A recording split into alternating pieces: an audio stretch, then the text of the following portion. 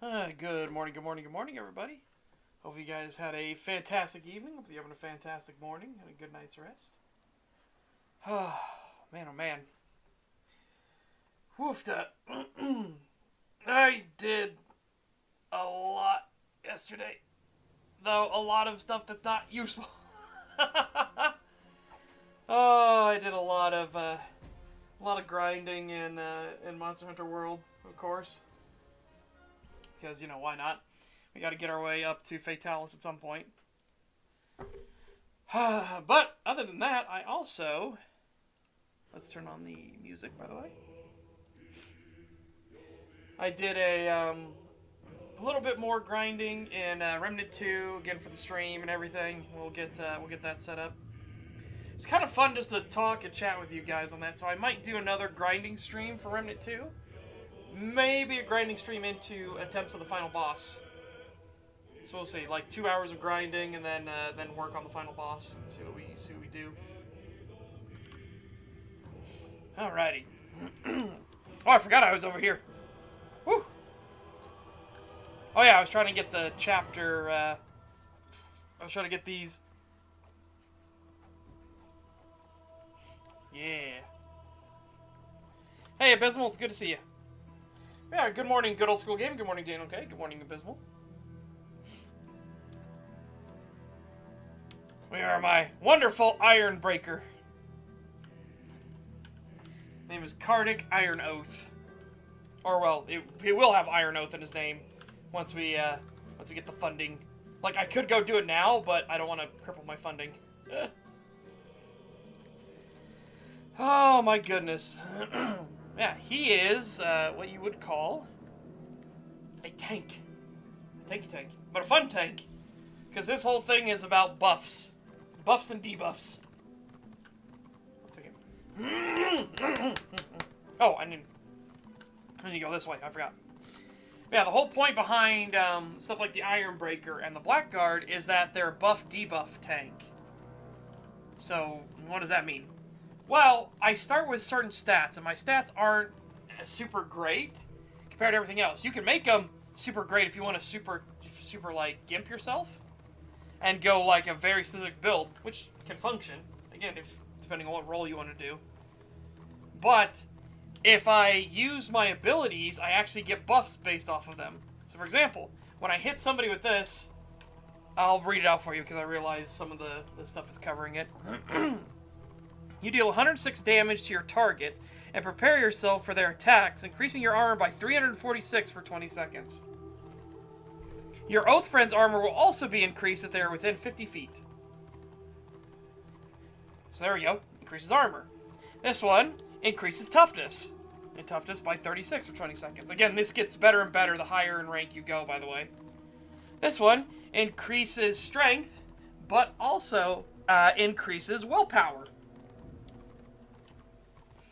This one just strips off armor based on the number of grudges we have, and yada yada yada. So again, it's a buff-debuff tank. So, by using abilities, I buff myself and my Oath Friend. An Oath Friend you can set, by the way.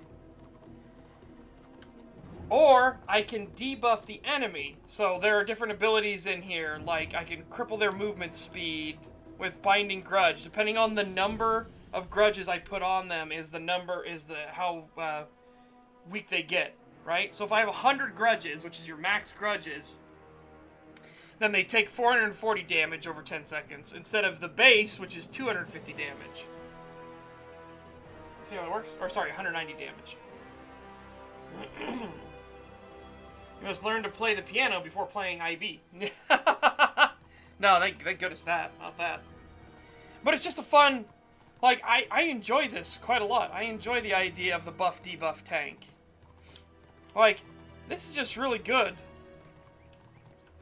Anyways, I'm gonna go start the epic quest chain for Tier 2 Empire. Supposedly, a lot of the epic quests got fixed.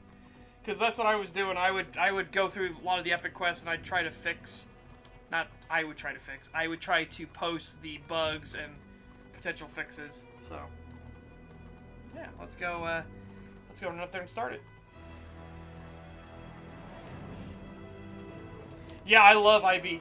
I'm still gonna put in a special mod for my IV, where whenever you use the ability Grumble and Mutter, so, anyone that doesn't know, Grumble and Mutter, so your character will sacrifice grudges and will use that to heal themselves, alright?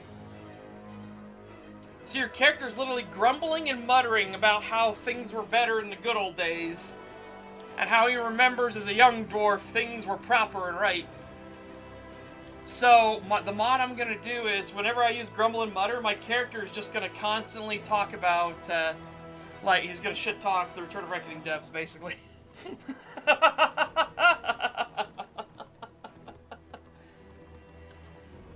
Back in my day, we had rock, paper, scissors, not this bullshit of everyone could do anything they want. I don't know who these roar devs are, but it's like... Oh, it'll be great. If only I could figure out how to randomize the message. Like, that would be even better. But yeah, I'm gonna try and get a script in that just, whenever I use Grumble and Mutter, it just starts saying random phrases that are just talking shit about Return of Reckoning. Oh, let's waste development time to make a niche of a niche, you know, because so many people wanted leaderboards. Oh man, we needed them leaderboards, right? God, let's waste our development time to do this, and let's not implement anything properly. No, you're not allowed to see what the actual value is, and the value is only good if you're actually a proper and good and competent player. If you're somebody that's trying to grind through and you're maybe about mid or mediocre, no, you get to spend even more time grinding through. So the people that don't need it are the ones that get it first.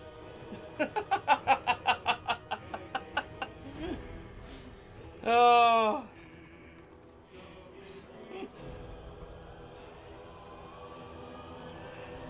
Such loves IB. Add an S to it, and then the spinny changes. Oh yeah, absolutely. I hate fucking IBS so much. Oh, it's miserable. Okay, he starts the quest, so I'll just grab it here real quick. Greater of two evils. Yeah, I agree. The lack of population hurts, for sure. But I love Lighted Farm? Really? Huh. I gotta go back. Yeah, the lack of population definitely hurts.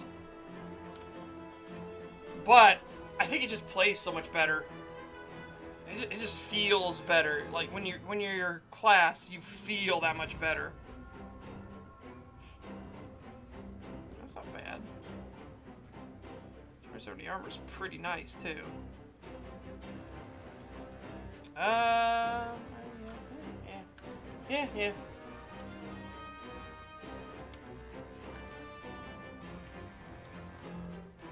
Alright, we gotta go find Gertrude.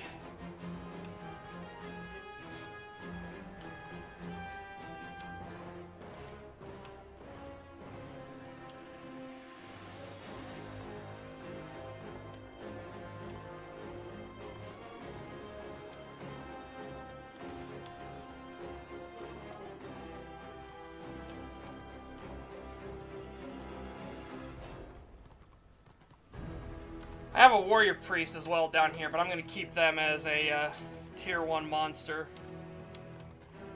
Because, you know, why not?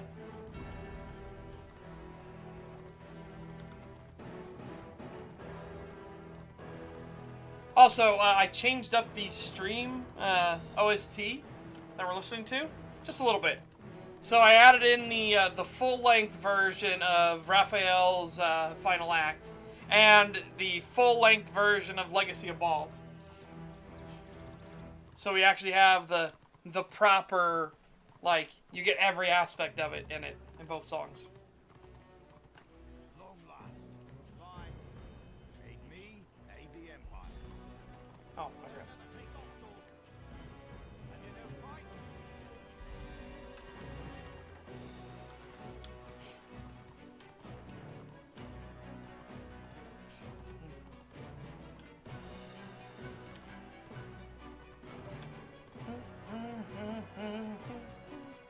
Yeah, the advertising for the server got delayed because they did a big change to how the RVR works and everything like that, and they did a big change to how the flag capture system is, and there's tons of bugs with that.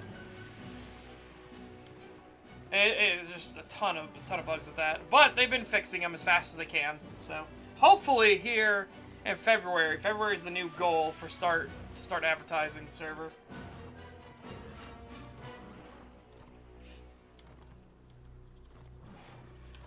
Yeah, well now they're doing a new change to the BOs, which I kind of like. I kind of like the idea. I need to see it in practice. So they have the BO guards, which I actually prefer. So they have the BO guards, so there's something that enemies actually have to fight to take the flag. But now when you kill the BO guards, they actually have to make their way back from the war camps. Which I'm like, that's pretty interesting. The T1 patrols are really overtuned. Oh, that's a shame to hear. Oh, that's a shame. I like the concept of it though, actual patrol routes and everything. And I like the idea of the fact that the guards don't just respawn on the flag itself. They actually have to make their way all the way back from the war camp. That I think is a really good system.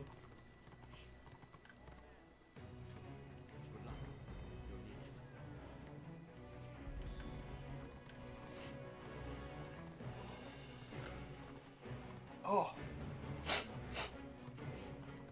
Man, I don't know what it is today, but holy cow. I feel all bleh.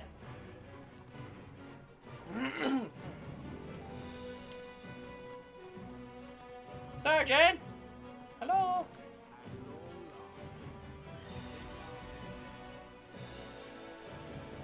So, for anyone that doesn't know, and, you know, a lot of people probably wouldn't know Warhammer Online, these are what are known as epic quests. So epic quests are quests that take an entire zone to complete, an entire tier. And then you get interesting rewards at the end of them. This is the epic quest, the greater of two evils. Each faction and race has its own epic quest.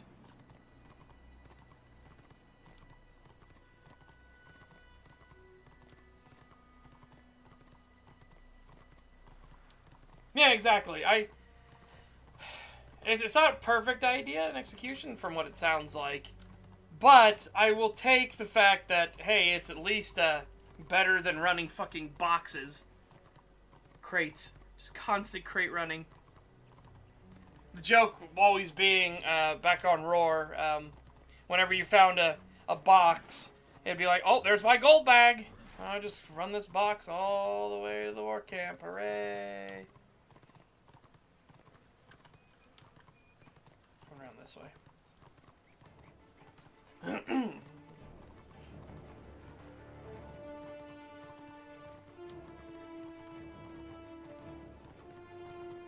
There's the crate.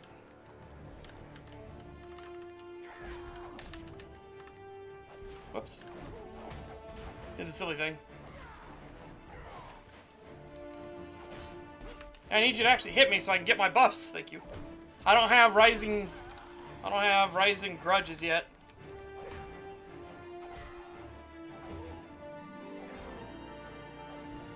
Oh yeah, my 7 keys. I forgot my 7 keys going out on the mouse. Slowly but surely.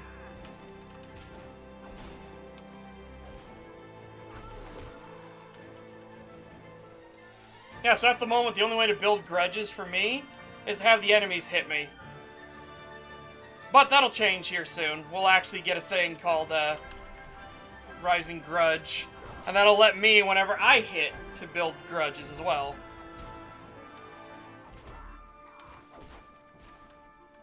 Which is a fantastic way to bypass the system.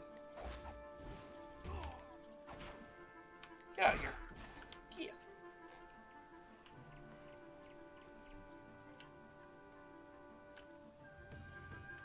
Oh, I agree.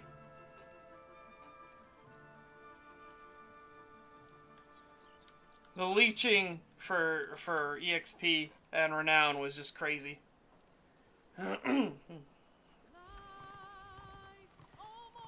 Also, did they finally fix the Destro, well, it's funny to say this, but did they fix the Destro bias in the flag system? I swear to God, Destro probably, had a thing in place where they were constantly getting underdog status. Which is why their flags always ticked up and their zone locks would go so fucking fast. Whereas Order had to take the slow and absolutely painful route. Hey, Alex Hoffman, good to see you. Oh, sorry, chat. I try to use my push to mute, but I keep forgetting that Warhammer Online is a very, what's the word? Very clingy. So all button prompts go into Warhammer Online first.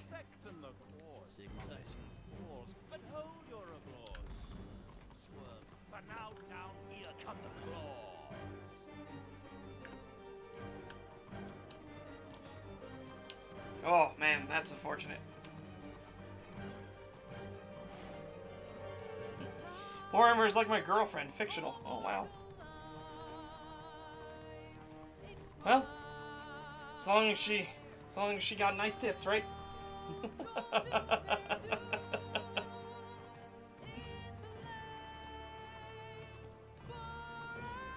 As I said, this is the full-length Raphael one from Borislav himself. He posted up the entire fight thing, so not just the standard run through, but the entire song now is on.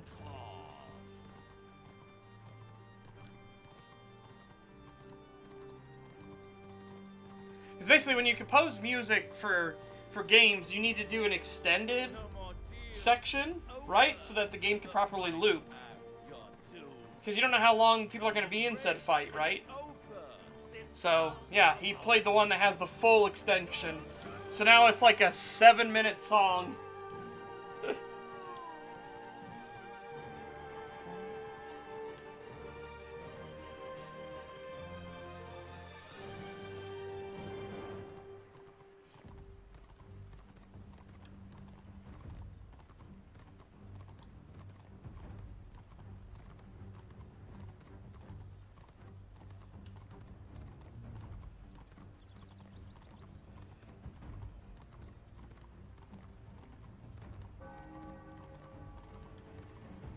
Server restart in 37 minutes. Ooh, I wonder what they're fixing.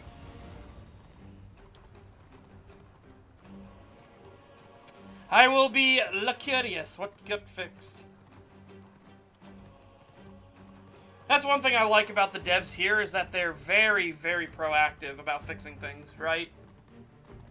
Unless obviously they're asleep. But, you know, you can't blame them. They're not robots. But hey, when they are up and about, they are like fixing things constantly. Just be like, oh, that's a bug? Hold on a second, we'll get that sorted right now. We actually got to experience that in real time on the... Excuse me. We had to experience that in real time on the Magus fix.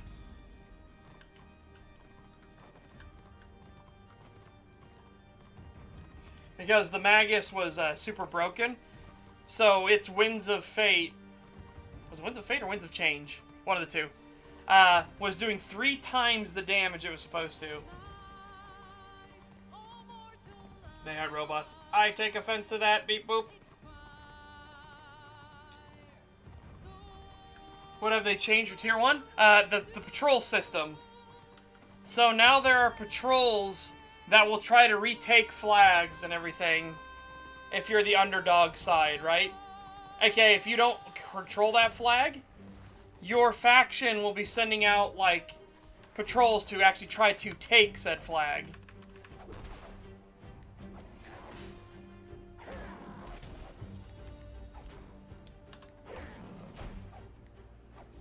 Okay, keep that up. Keep my armor up. Put a dot on him.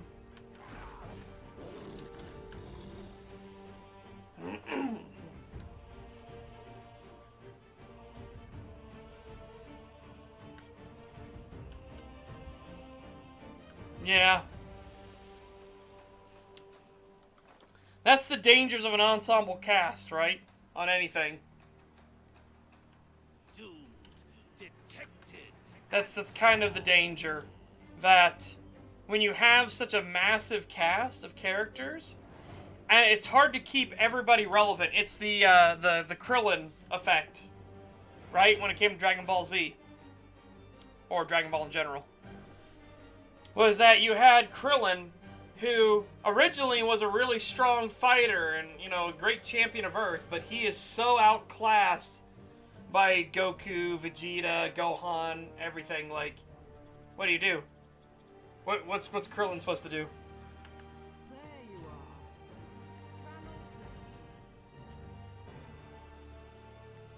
Alright, so this is the one where last time it broke.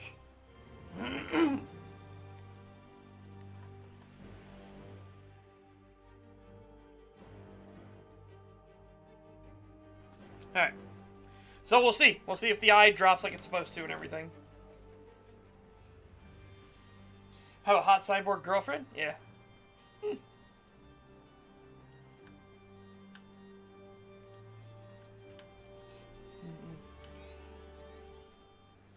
Oh, I don't mind it not being 100%. It's just that it would never drop before, right? This was the big hurdle that nobody could get past because it never, ever dropped.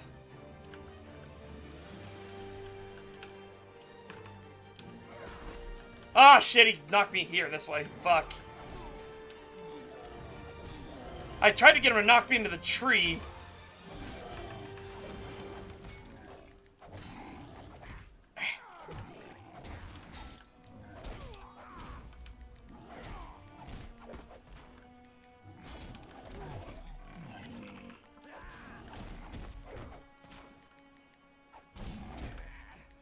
There we go, knock him down for a second.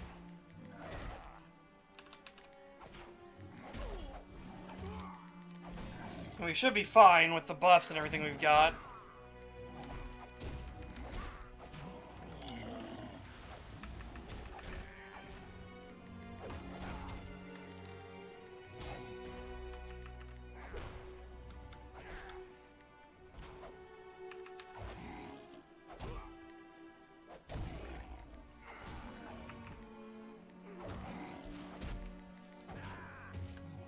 Woo! Man, oh man, playing a character that actually can take a hit. There's the eye. Fantastic.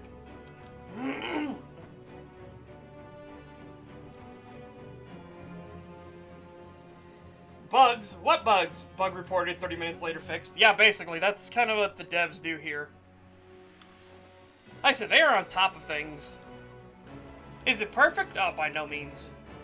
Not at all. But they are at least, you know, very, very active in fixing things. Which I absolutely appreciate.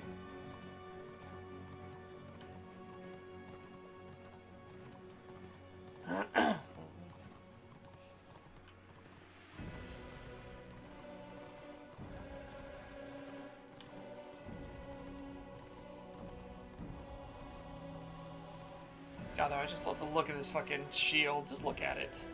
Oh. It's bigger than my fucking dwarf.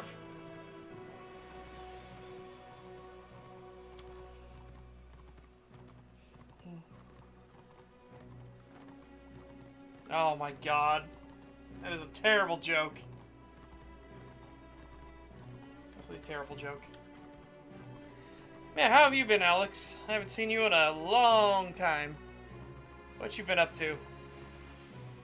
How's the family, actually?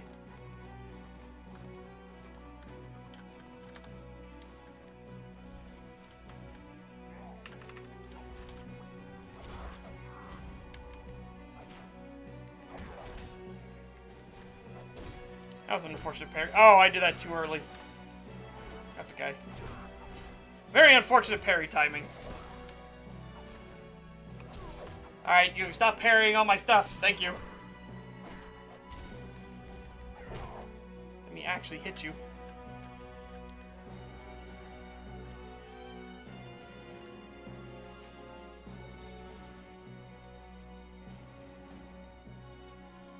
Tristan and Gore. I was make sure I am fighting the right ones.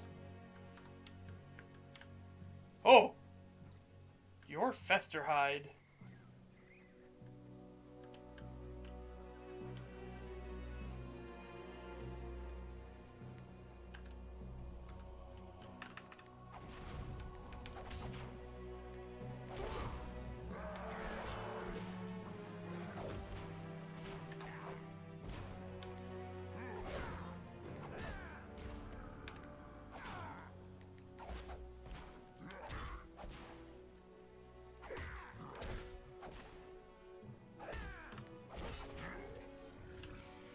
There we go, green pelt.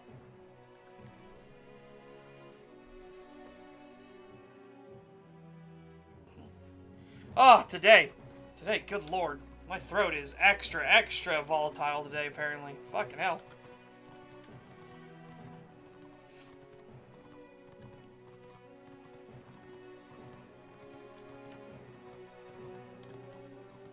Oh, man, oh man. I was thinking about doing some PvP as well today. I'm going to the tier 1 lake. The thing I'm looking forward to is getting Grumble and Mutter, though. Holy shit, that'll be so much fun.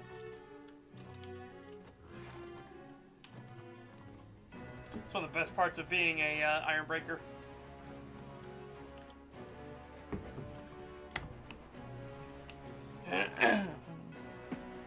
I hear Doctor Who is really worth getting back into right now. You would have heard wrong. Unless you mean to mock it. Yeah, sure.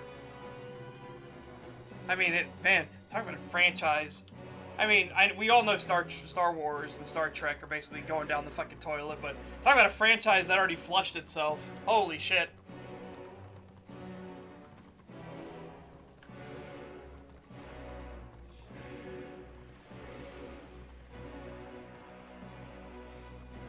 Well, again, they just had a bunch of activists that got a hold of it.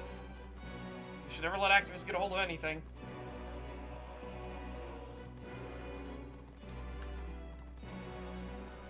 This is one of those things, like, I don't know how they thought this was going to go well for them at all. Man, oh man. Ooh. Potential to send that off to Kreutzmann. It's just one of those baffling things, like, okay, I mean, you could shoot yourself in the head. I don't know why you would choose to do that, but okay. You can't stop me.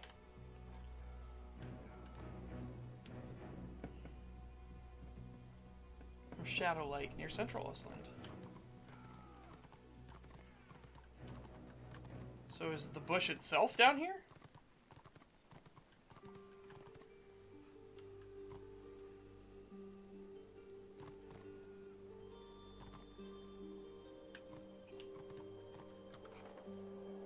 It's marked all around here.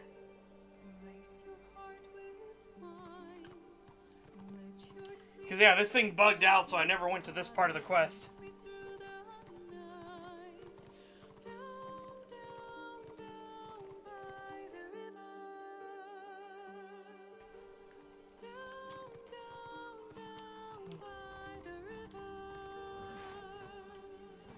Well, as they would proudly boast, it's not made for you. Like, okay, then I won't watch it. No, you have to watch it, otherwise you're an escree. Like, okay, well, go fuck yourself. Hey, a firebush. Alright, now we gotta go back to her.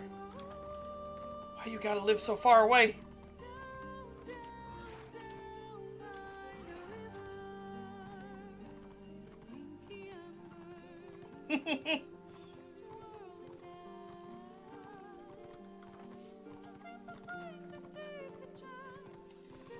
Oh my goodness sakes.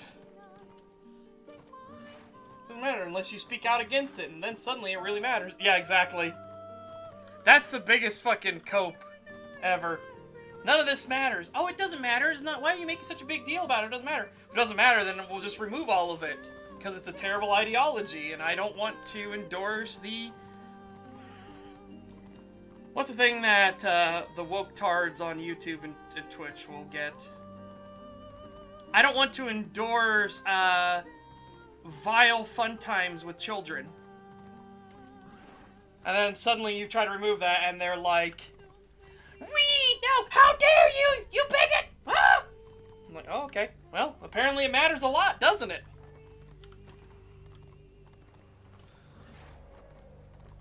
Oh.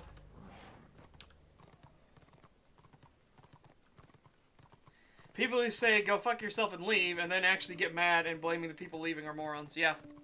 Trust me, if I say go fuck yourself and leave, I don't care if you actually leave. If you do leave, congratulations, I got exactly what I wanted. If you don't leave, I'll just fucking yell at you more. Because remember, age-old wisdom has taught us, gatekeeping is a very good thing. You need to protect the things you love. And of course, the weirdos will point back, well, don't you want to see it grow? It's like, well, sure I do. But I want to see it grow from people that genuinely care about what it is. Not want to destroy it and make it something it's not.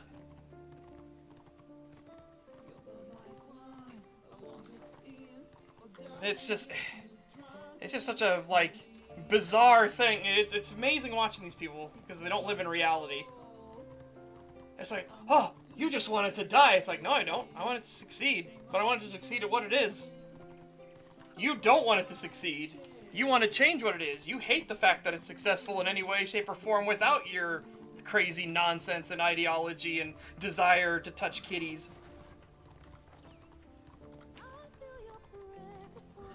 Oh, it's just, ugh.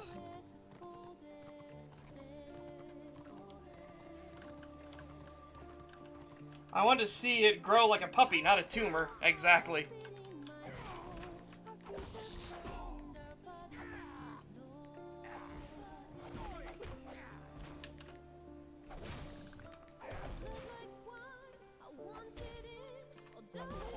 Man, you know what? You remember what was funny? Remember how the insane cope was that, oh, well, companies, they try to do the smug thing, oh, well, companies just want to make money. So they're gonna go where the money is. That's why they're putting in all this ESG pro kitty diddler nonsense in, right? Because that's where the audience is. And then now we've seen that all the ESG investments are collapsing and tons of people are losing their jobs, rightfully so, because these people are disgusting, amoral monsters. And now all of a sudden they can't use that cope argument anymore. That, oh, it's just the business trying to make money. Well, as has now been proven, they don't make money. Oh, it's just a business that's trying to make money, which is why it's getting rid of all these fucking nonsense. It wants to actually still be around in the next 5 years.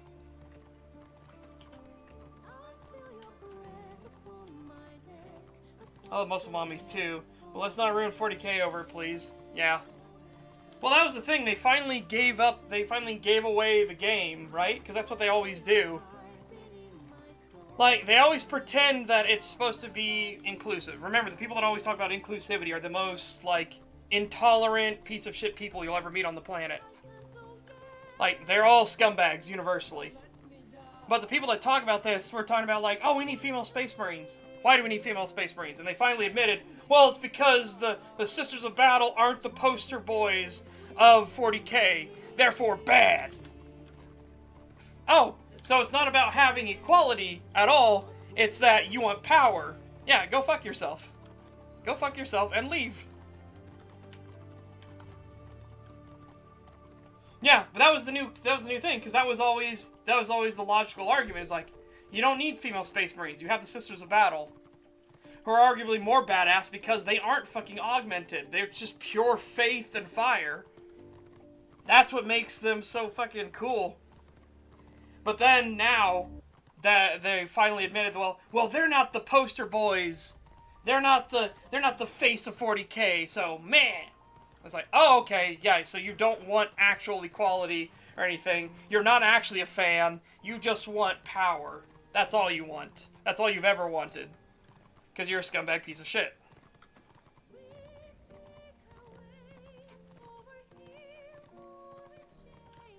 Oh, of course they would. Because it never stops. You can never appease these people. That's why you should never apologize to these people. Like, again, they're abhorrent monsters. Don't apologize to them. They will never be satisfied, ever. Because their entire life philosophy is to be miserable so that they can always pretend to be the victim. If they're ever happy, it means that they can no longer get their victim card credentials. They can no longer use their privilege if they're actually happy. That's why they're constantly angry. That's why they're constantly mad. That's why they seethe and maul and cope about everything. Because that's the only way they know how to live. They can't live in a world where things are alright. They can't live in a world where you can just go outside, crack open a good book, and relax on a nice day.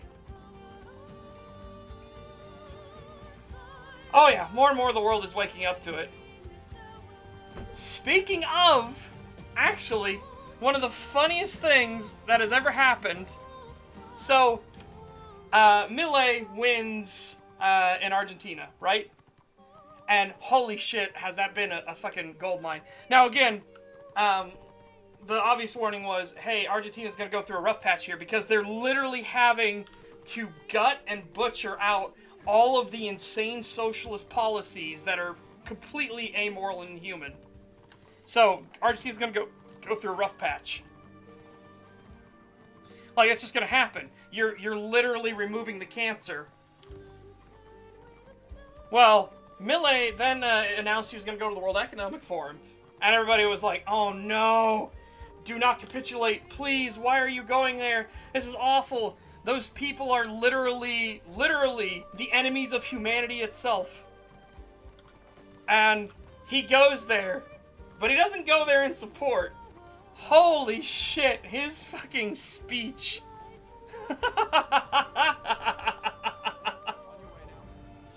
Basically calling them all out as the fucking awful Nazi scum they are.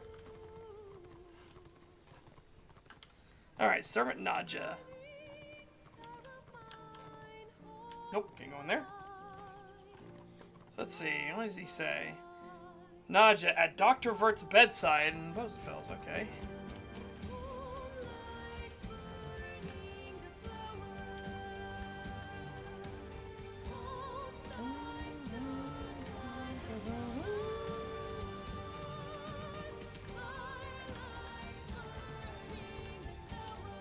Where are you?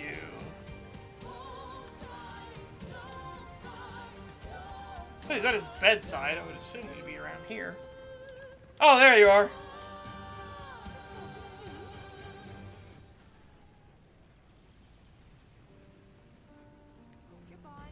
Okay. What's that smell? Search for any signs of Dr. Vert in the Black Mire and see if you can discover any further information about this bizarre illness. Okay. Oh boy, that's a ways. Alright, we're going on a journey.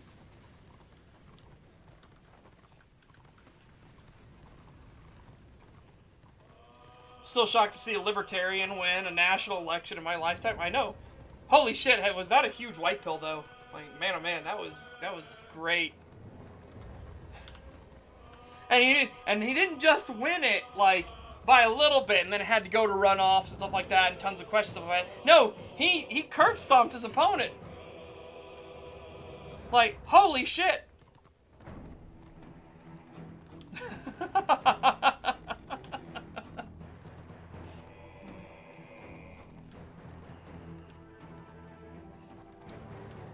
You see some dinguses have been spreading the Luffy vs. Saitama meme recently?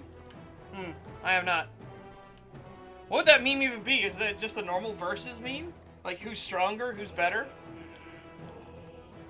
Like, I love Luffy. Like, granted, they're trying to ruin him. Again, the localizers. Dude, that's another big white pill. Localizers trying to seethe, cope, and maul about getting replaced by AI. Rightfully so, because they're awful activists. But they're, like, coping about it. And one of their big copes was that, oh, Japan doesn't care. If Japan cared, why don't they say anything about it? Well, Japan didn't know what was going on, and now Japan knows it's going on, and now Japan is pissed. It's like, okay, well, you asked for this.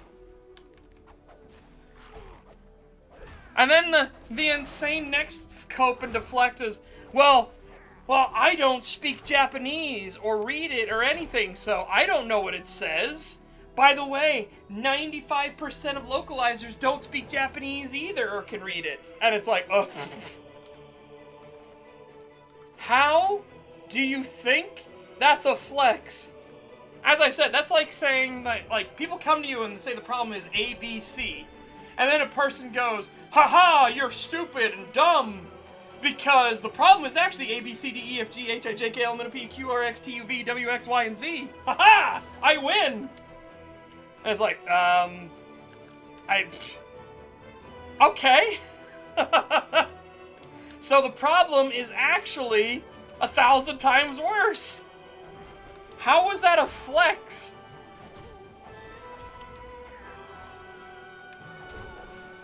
Again, I don't understand. These people just don't live in reality. Oh man, if only you knew how bad things really were. And then they say that as like a way to win an argument, and it's like, so things are really way worse. Yeah, exactly. That was the obvious comeback. It's like, okay, seems those 95% that can't speak the fucking language they're localizing from shouldn't have a job in localizing then. Congratulations. We can immediately fire all of them. And we will literally lose nothing. Things will only get better. Congrats.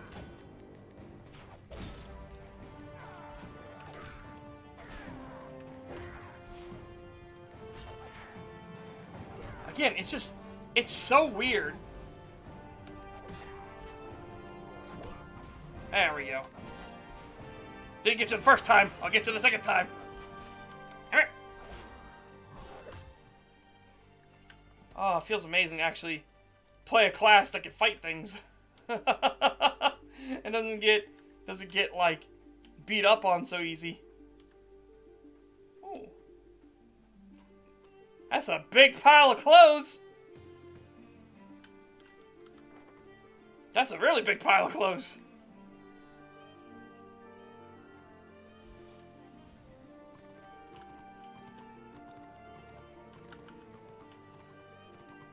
Nice. I got really fortunate on my my witch hunter. I have his full conqueror gear already good to go, so I'm just stockpiling now at this point. No, you did the slow on me, you son of a bitch. Fine, I'll fight you. I wanted to get back so I could do the next part of the quest.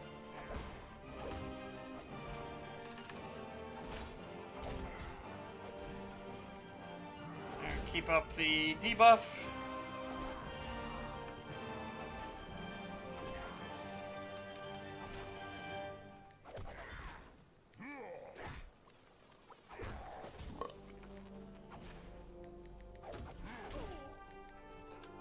Okay. Ah! Movement speed by 50%. There.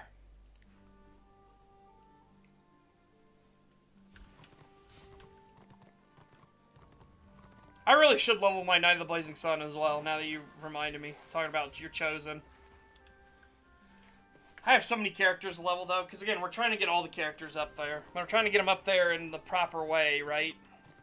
So I have, what I'll do is, I'll take a character, and I'll focus them and shoot another character as like an offshoot, and we'll just go back and forth between those, working them up slowly but surely.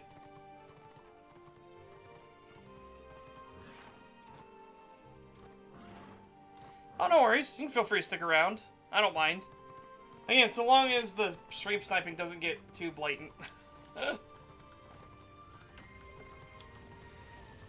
Again, that's just that's the risk of streaming, right? Especially a PvP-based game.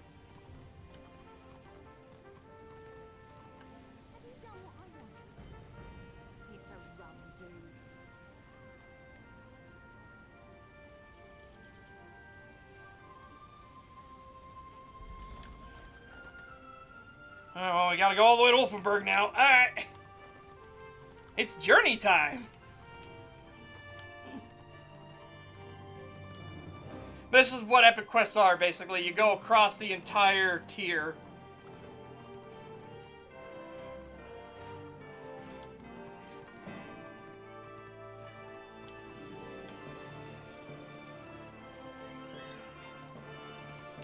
Pick only one. Threesome with Nami and Robin, or feed Ivankov and a wood chipper. The wood chipper. Easily. Because you're protecting future generations. Like, Nami and Robin, it's fine. It'd be great and all. But, again, protecting future generations would be my priority. So, Ivankov, right in the fucking wood chipper. You disgusting abomination. Just... And be like, ah, the world is now a safer place.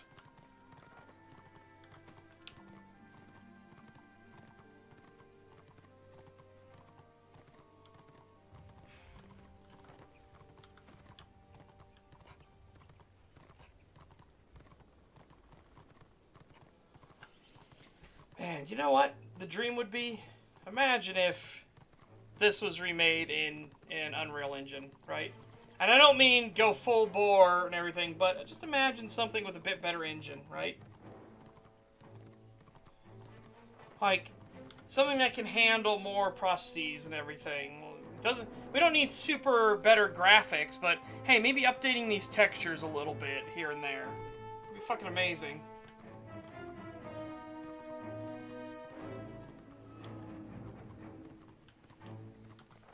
Yeah.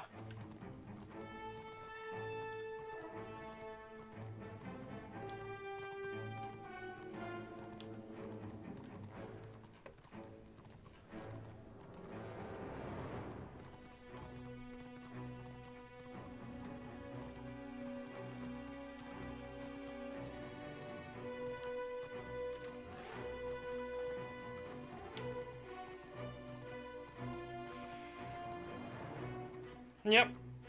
Like I said, you don't need to do that much work.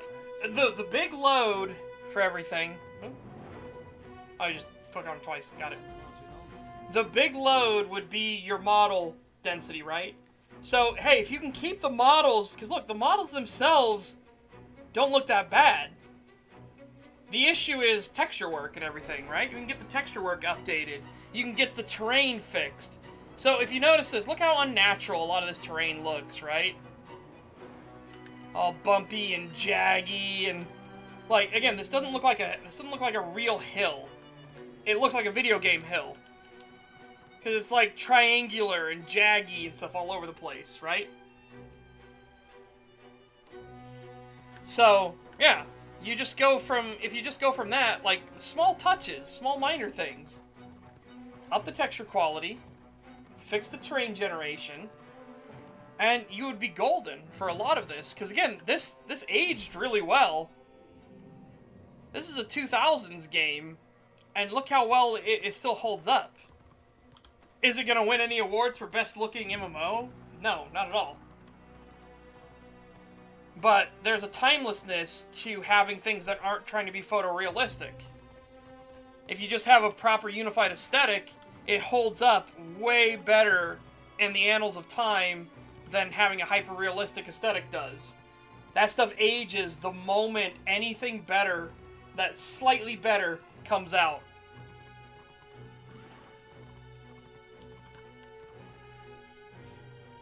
If I'm in the lakes on my Chosen or Mara, yeah, that's what I'd always suggest. I would, that's what I always played. My main is Witch Hunter, so I always play Witch Hunter. A lot. Like, a lot. Actually, you know what? Let's see what the Afflicted Zombies are like here. How broken are you? That's not bad.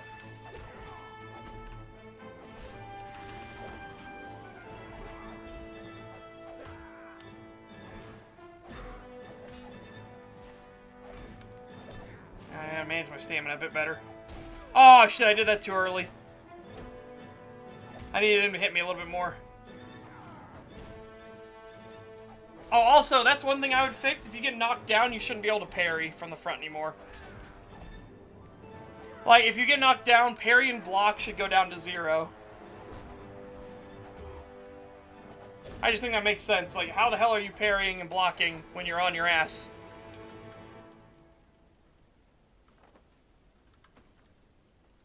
But that's just because I'm thinking of, like, counter-tank stuff, right? Oh, God. Oh, God, they added a lot more enemies here. Okay, I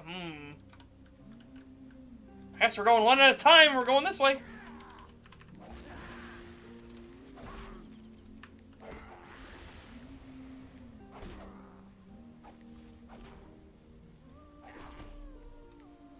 Because I have such a spectacular ass. Buns of steel, you as it were. Not fair enough. Get them buns.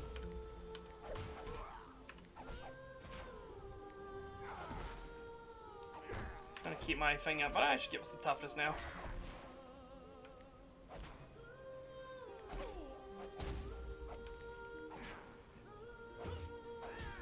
Oh, just get out of here with your 0% HP. Get out.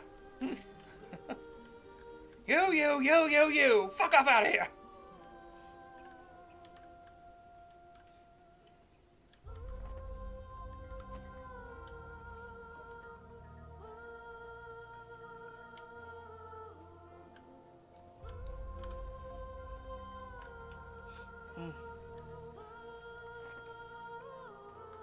Yeah. 4 minutes! Can I get the quest done in 4 minutes? Destroy Doctor's Plague Cache. Hey! Back to camp! Olé! Yeah, zombies are really fucking deadly here. Zombies are super... The ones that are super dangerous are the plague-rotten ones. Because they have the plague wind that they summon, and it's like, oh my god, that is... not okay.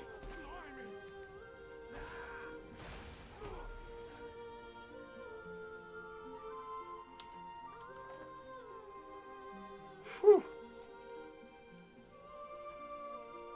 Yeah. No. Oh, okay. I was like, I'm gonna get on my mount and he's gonna demount me immediately.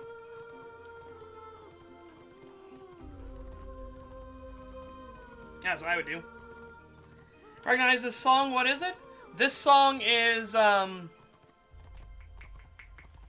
Brain.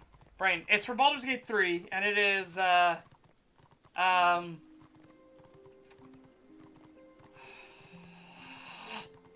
Thanks, Brain. Obviously, this one's down... This one's, Weeping Dawn. Jesus! Yeah, the last one. It was, I believe it was I Want to Live, but the full, like, vocal version, not the lyrical version.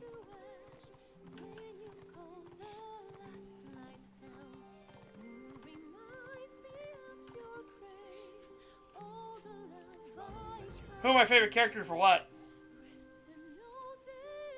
Ooh, 301 armor, you say? Well, that's kind of poopy, though, honestly. Yeah, so the chest piece is not great. No. The character creation song is Down by the River.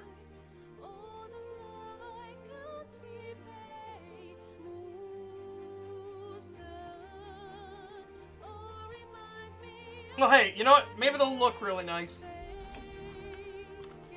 Because that has been a thing. The Epic Quest stuff does tend to look real nice.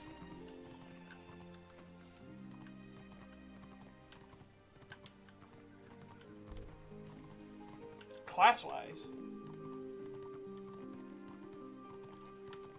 Oh, my favorite's Witch Hunter. By far.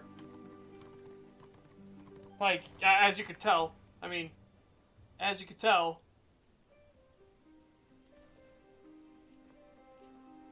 As we can tell. If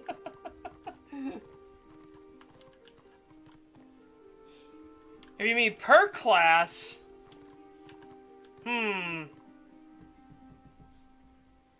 Per class, I think my favorite tank is Ironbreaker. Just for the flavor aspects and everything of it. Healer-wise, Rune Priest. Rooney is just way too much fun. Melee DPS is obviously Witch Hunter. Range DPS, that's a toss-up, but man oh man, I love my Engineer so much. But it's kind of a toss-up between Engineer and Bright Wizard, obviously.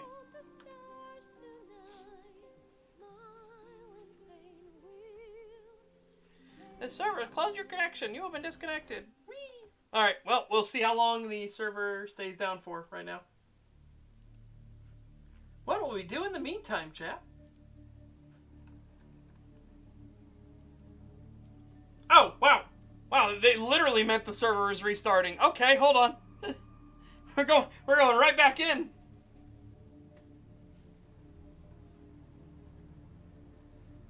Oh, yes. Oh. Greywind, not only does it get a heal, it gets one of the best heals in the whole game.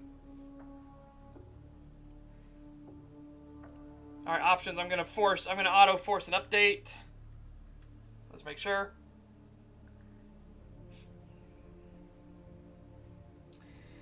So it gets what's known as Bugman's Brew, or Bugman's Best.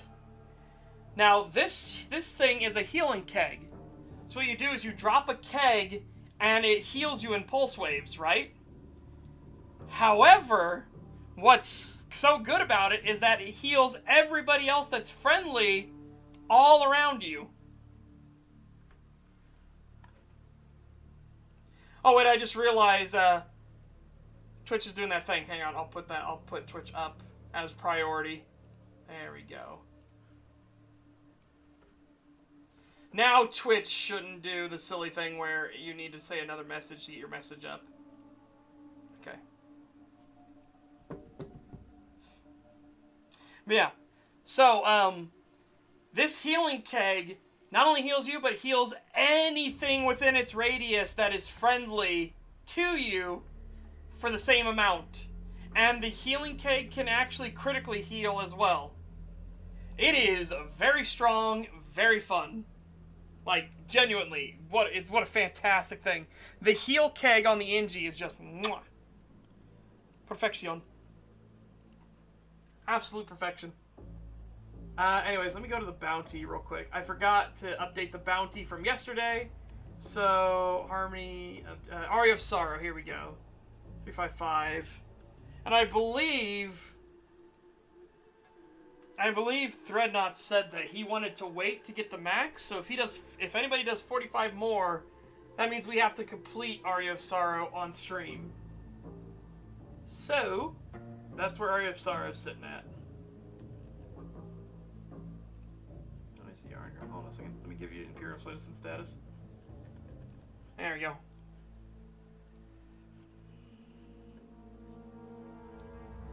Yep, it's super strong. So this is the unmolested heal keg. Return of Reckoning nerfed the heal keg through the floor. So that healing keg would only heal those within your party. You can't even heal your warband with it, right? It's only those within your immediate party can be healed by the healing keg. On live, it didn't give a shit. It healed everybody. Anybody that was in range got healed with it. It's how you could actually farm renown ranks in live really easily as an engineer. Because what you would do is you would go to keep defenses. So keep defenses on live were a lot more back and forth, push-pull sort of things, right? Because you would have people that would sally forth and attack the ram and attack the people on the rams. They would jump out of the door, they'd attack things, blah, blah, blah. Well, those people that would attack things, they'd obviously get attacked back by the back line, the front line, who are ready to defend the ram and the people on the ram, right? So they would get attacked, they would get hit, and so on and so forth, so they would take damage. So what you would do is you would drop your heal keg through the door on the outside, and people would go in and out of the door, they would attack, they would get attacked, and you were just getting 4 renown, 5 renown, 4 renown, 5 renown, 9 renown, 10 renown, 4 renown, 5 renown. It was coming in like fucking rain. But if somebody died, like if somebody that did the door jump in and out killed, or they did damage and the oil killed, what this means is suddenly you would get 250 renown, 600 renown, 1,000 renown. Yeah, you got renown rank super fast because you got assistance renown rank, right? You got assistance renown. You were assisting in the fight, keeping them alive, so here's a bit of renown for you, because the healers weren't meant to be a thing that could fucking kill everything. Thanks, Return of Reckoning. Oh, God. Yeah, Return of Reckoning are the ones that made the fucking insane thing where everything needs to be able to kill. Why? The healers do not need to be able to kill. Like, not other players. If you want the healers to be able to kill other mobs, fine. Other players, what are you doing? It's just crazy. You know, it's supposed to be rock, paper, scissors. Not rock, paper, nuclear fucking bomb. Gotta love power outages. Oh no.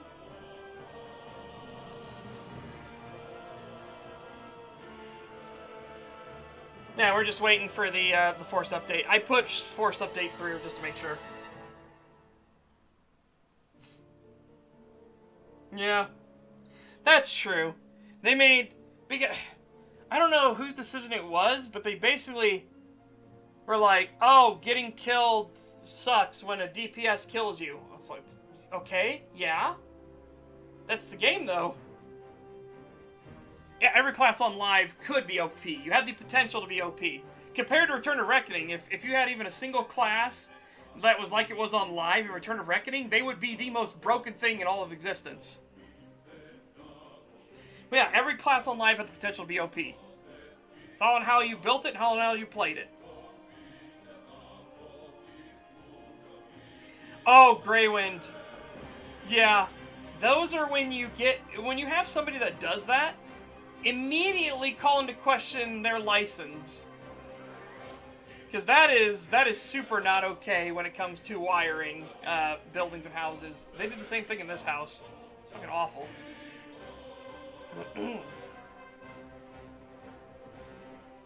Oh, yeah. Well, remember, Witch Hunter, there's like, it feels bad to get killed in the knockdown. And it's like, I'm sure it does.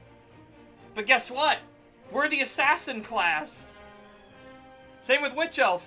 You should be killed in the knockdown. If you don't get killed in the knockdown, you should be killed soon after. That's all the class does. That's what we do. That's our goal. We have no sustain. Live made sure of that. They nerfed Witch Hunter and Witch Elf sustain real hard.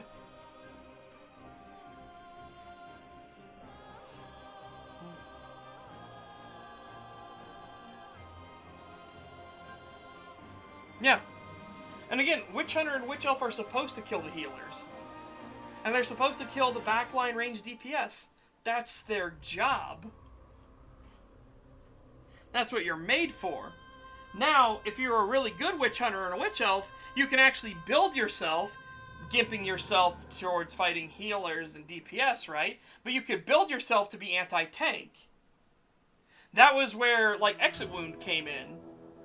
Exit Wound was to strip away a lot of the buffs and, like, toughness of a tank, so that you could probably take on a tank.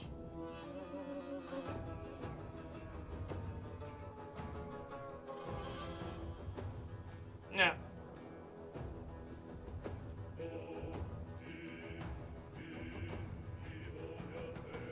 Oh, that's one thing I think the developers here, Flames of War, need to fix. They need to change how their update server works. They really, really need to change how their update server works. It is so slow.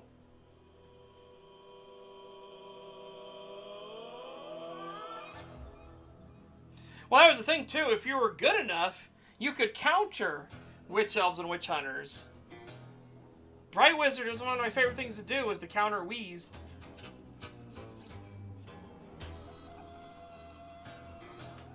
And dot spec was so much fun. Oh my god.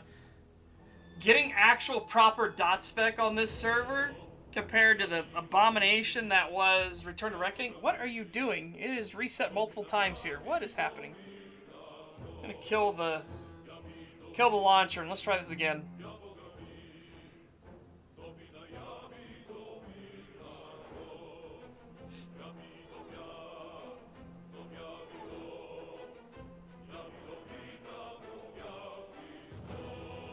But then again, you, as a witch hunter witch elf, could also build specifically to kill bright wizards and sorks. On Return of Reckoning, they're some of the easiest to kill as a witch hunter and witch elf. They're literally like victims. That's the way I always referred to sorks on Return of Reckoning. I was like, oh, a victim. Because you had Shroud of Magnus. So Shroud of Magnus with Vindication. And they would always do the same playbook every single time. Sorks always do the same playbook every single time. You open on a sork, you knock them down, you get your Burn Away Lies on them, and then immediately pop Shroud of Magnus and Sigil of Sigmar, because they will stand up and they will do their AoE, like, I'm gonna root you in place. You will disrupt it, and you will take no penalty from it, and suddenly you do 35% more damage. They explode. Every time. Every fucking time. And because right after they do the AoE thing, they try to put a dot on you. So you have Sigil of Sigmar, which deals with the AoE route, and then you have Shroud of Magnus that deals with the dot that they always put on you right afterwards. It's the same playbook every fucking time.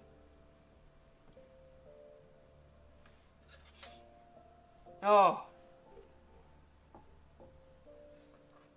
It's just funny. It genuinely is just funny.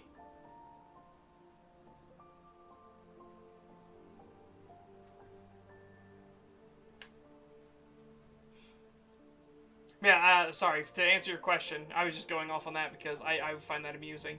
The forced update thing, yeah. It was doing silly things. It was doing where it was updating and then it was going back to 0 and then starting again. It was like, okay, well, we're stopping that. We're gonna fix it.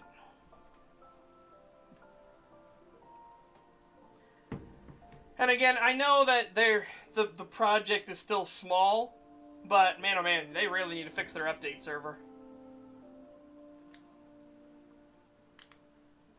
Or get a better one that allows for better update speeds.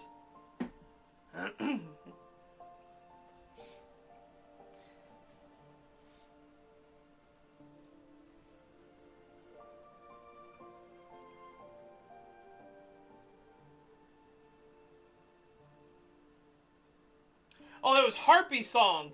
That's what it was. The question you asked me earlier, Duncan, that was Harpy Song.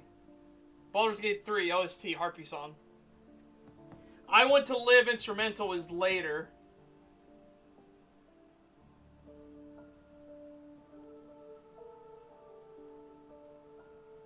Yep, that's what we're listening to right now, the instrumental version.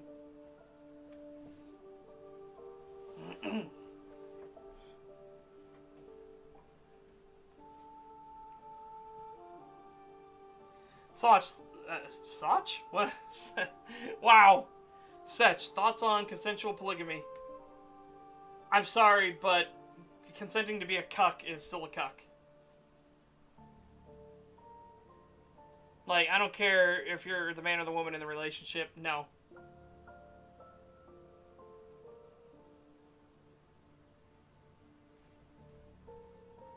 Just no.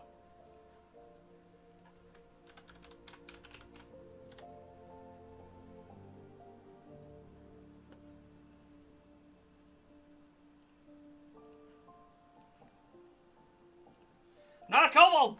Ree!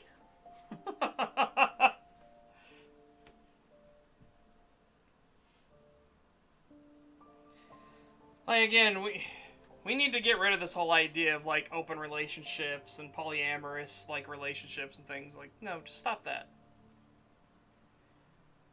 Again, one man, one woman. Just the way it should be. It's how the species goes forward.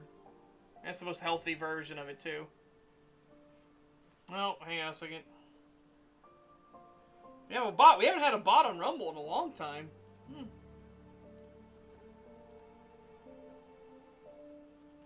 Yeah, we have not had a bot in a long time.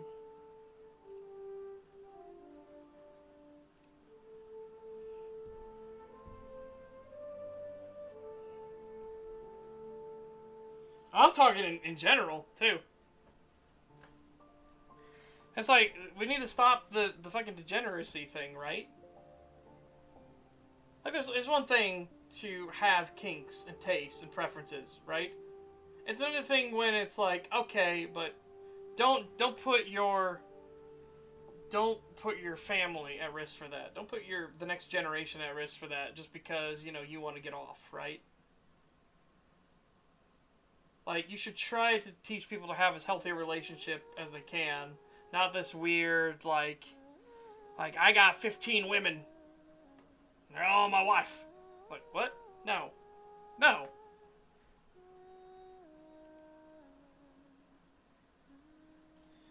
Plus, I don't even know why you would want that. Holy shit. You think one would be enough. One's more than enough. Be like, no. Just no.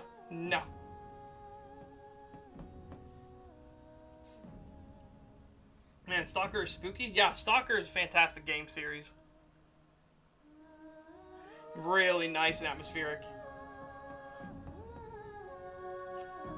Polygamy, one wife too many. Monogamy, same thing.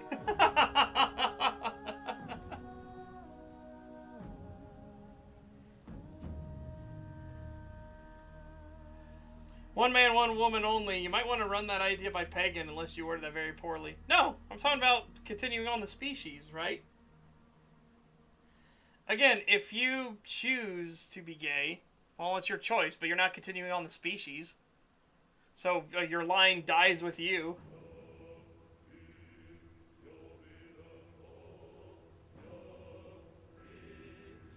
Yeah, but Genghis also lived in a time where, let's just say if they spoke back, well, they weren't speaking for much longer.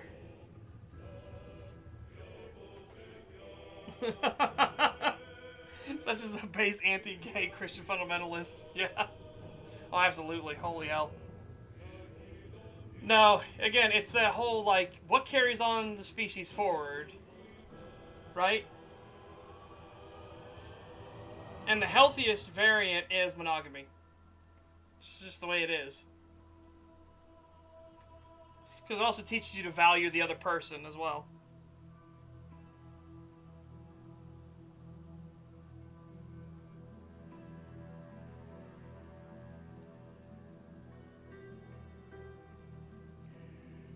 That's fair. Again, if your wife if your wife consents to it, I still think, I'm not a fan of it. But again, if it comes to the whole surrogate thing, because she's barren, she literally can't have children, fine.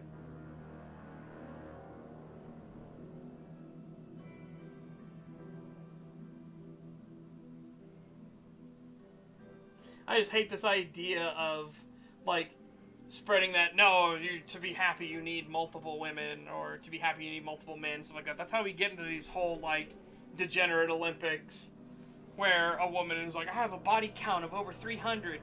It's like, Jesus Christ, no. No. And then they get surprised when they get the clap or something. It's like, whoa. It's like, no. Just stop. Just fucking stop.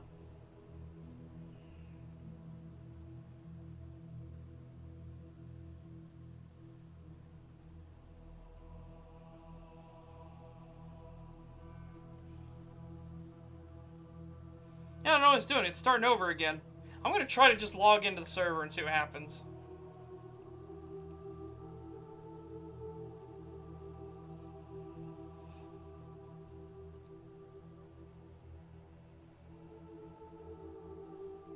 That's like that one that meme of the guy who's talking to the girl and he's like, what's your body count, hon? And he's like, 5, I think, my entire life. What's yours? Oh, 3. Oh, 3's not so bad. 100. What?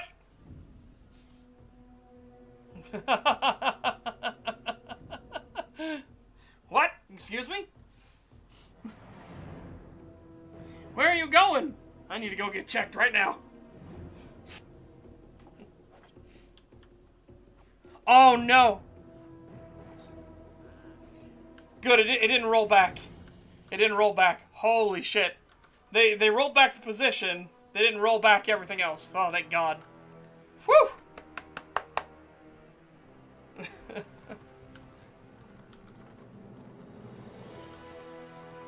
Yeah, and then that joke continues on where she's like, 300? And he's like, what? And she says, yeah, within the last month. And he's like, what?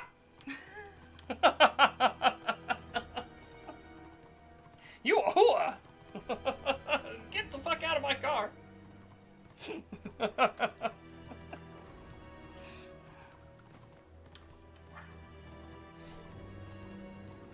It's like the JonTron meme. What? What the fuck?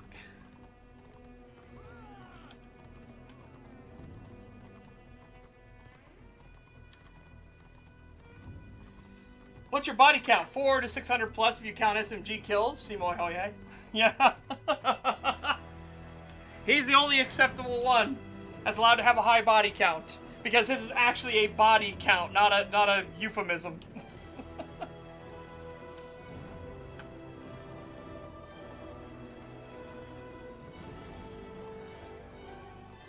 Yeah, for anyone that doesn't know, we talked about him a lot here, so if you're regular here, we talked about him quite a lot. He's the deadliest sniper in all of history. And I don't think, barring some insane, incredible circumstances, I don't think anybody's ever going to top that.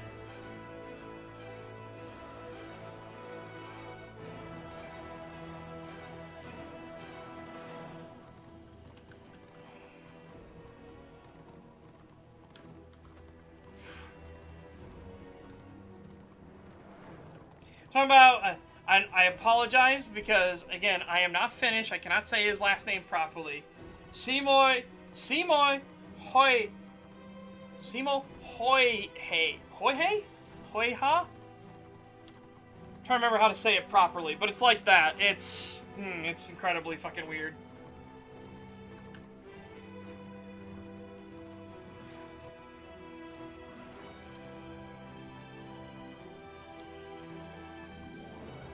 No, it's Finnish.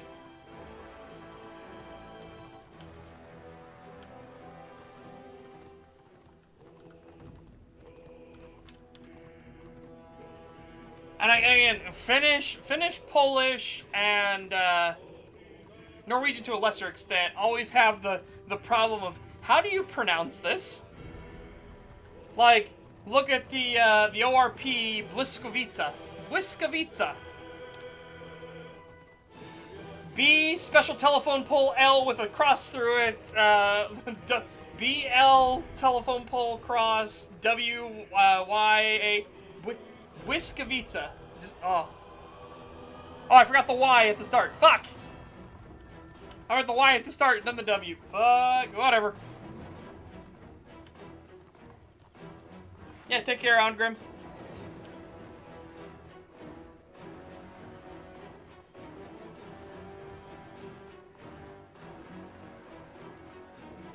Yeah, Duncan, that's nowhere near close. Like, I don't think you understand, Duncan, how much more devastating Simo was. Like, those numbers aren't even close.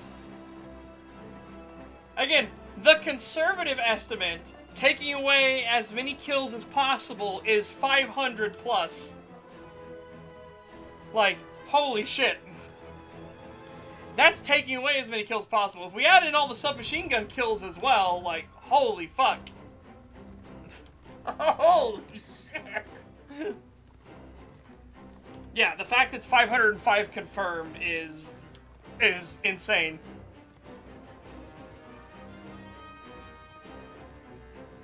No, 505 was the confirmed. But the actual estimate is well into like the 700s and 800s.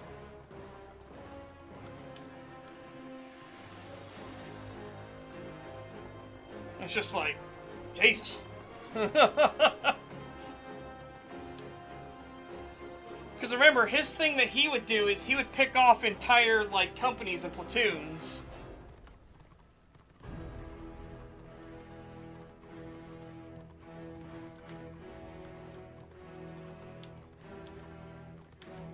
Yeah, exactly. He wasn't called the White Death for nothing. Yeah, holy shit.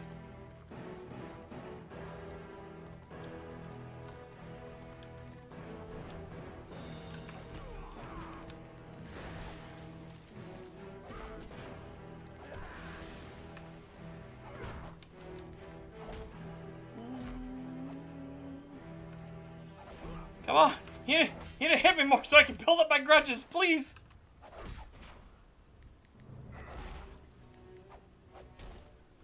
Oh, these very unfortunate parries.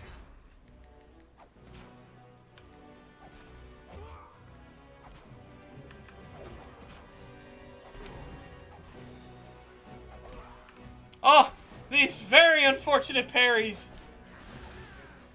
Come on now. Thank God we killed him finally. Good Lord.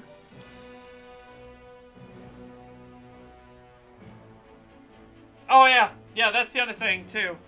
So, remember, this isn't something that was built up over years and years and years. This is within the 9-month winter war, right? It's not, we're not even talking about how high it potentially could have gotten. We're talking about how high, like, it got within the span of less than a year. The man was built different.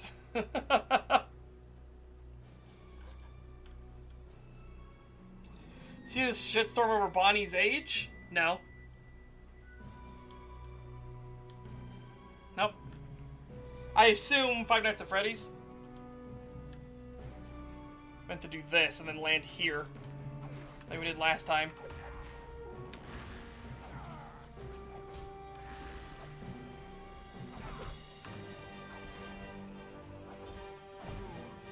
Please, you need to hit me more so I can build grudges.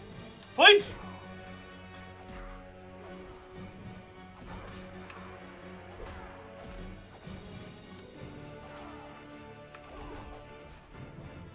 Oh, from One Piece. Okay.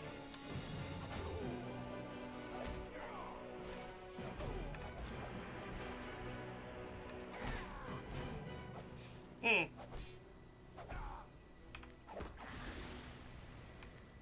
That's just funny. I legitimately thought you were talking about Five Nights at Freddy's because we know they like to make that a controversy, like, all the time.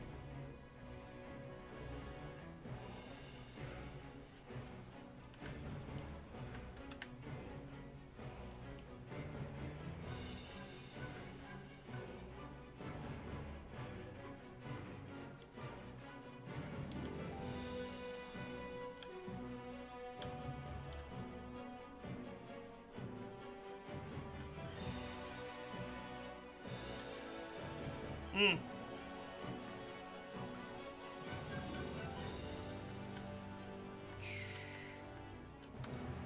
Well, that might be the most, that might be the most controversial thing I'll talk about. Is that I don't give a shit about the loli and Shota and stuff like that. I think you should just point out those people are fucking weirdos, right? But what are you gonna do? It literally doesn't harm anybody.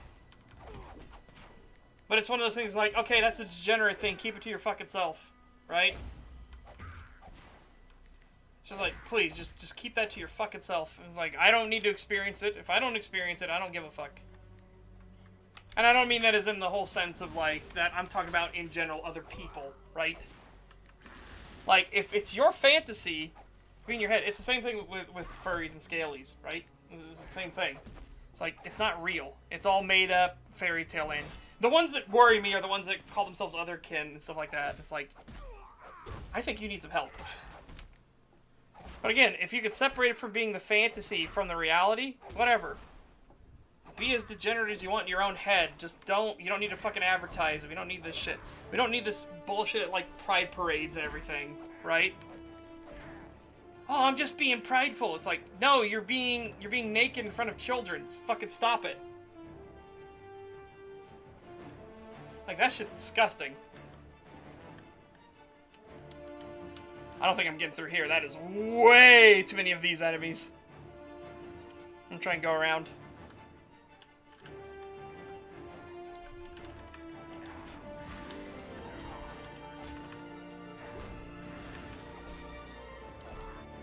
Pride is a sin. When did we forget that? Well, yeah.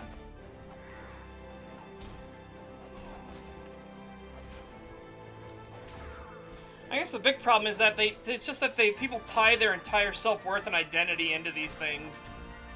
And it's literally where identity politics comes from. When you have nothing else, so your meaningless characterizations become your entire being. Right? Like, that's when the problem happens. It's the same thing with, like, people that tie their self-worth into video games and everything. Like, hey, you said that video game that I like is actually really bad, therefore you're saying I'm bad. It's like, no, you're tying your self-worth into the video game. Stop it. Oh, of course his corpse is right there. In the midst of all that. Alright! Let's get... Let's go get it. And try and survive. That's the other key.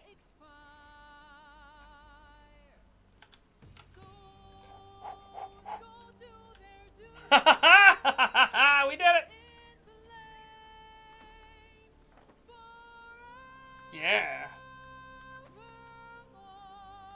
Okay, now, you know, I'm just gonna swim across the fucking river. That's what I'm gonna do.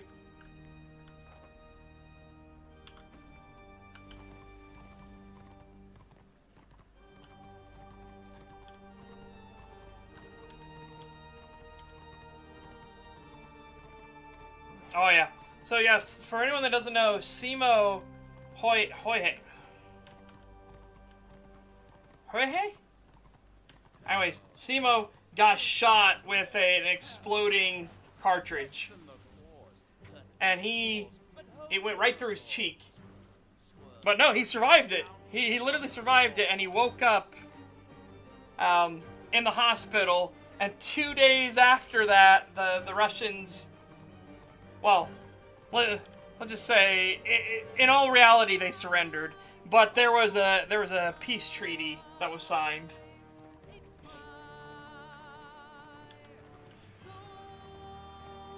Yeah, because it's so slow. It's clear the horse was designed for a different animation speed, or for a different speed. But yeah, it's just so slow. Okay, again, that'll probably have a nice look to it. But there you go. There's one quest done. Let's go start the other quests. Alright, we're gonna go start the dwarf quest, which should be in Marshes of Madness. No more deals. It's over. The final act. Your opinion, who is the greatest soldier of all time? It could be from any era, from any country. Ooh, that's tough. That's tough.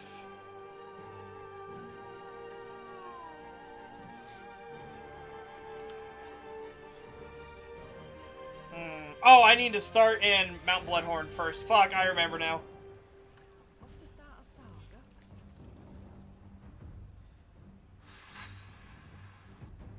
Greatest soldier of all time.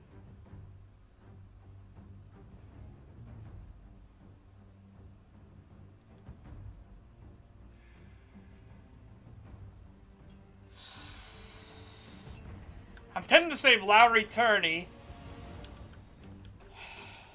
but Lowry Turney would be a good one.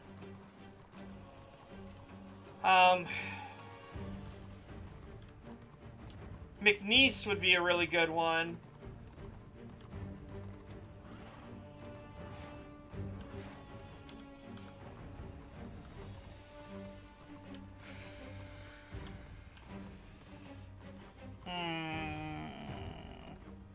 God, that's a tough fucking call. That's a really tough call. For anyone that doesn't know McNeese, he is, his nickname was McNasty. McNasty McNeese. And he was a World War II paratrooper turned Pathfinder later in the war, who was probably, like, one of the most devastatingly effective ones there was. God,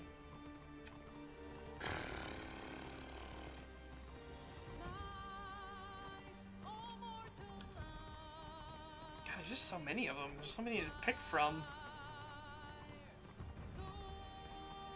No, I'm not familiar with Leo Major.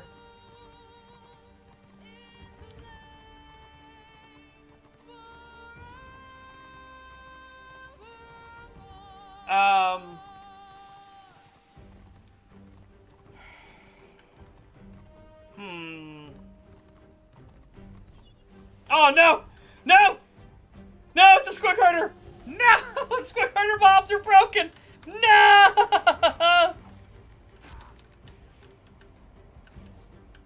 Oh! Oh my god! Get out of here! Get out of here! Die! I got so lucky his thing didn't knock me down. Holy shit.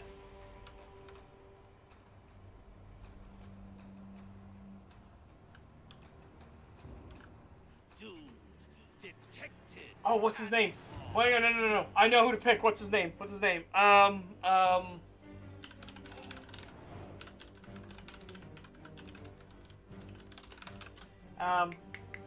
Dan Daly.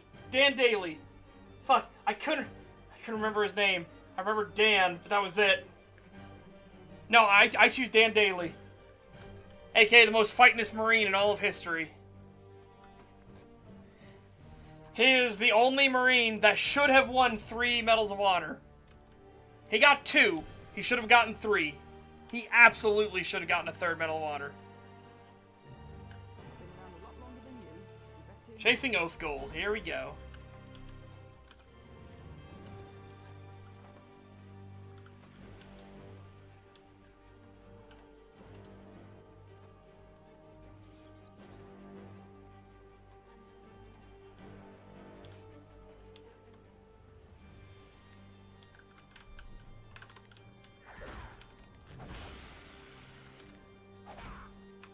Once we get level 15, things should get better for us because we get this, Rising Anger. So now every time we hit an enemy, we also gain grudges. So that'll basically streamline out and smooth out everything we're doing here.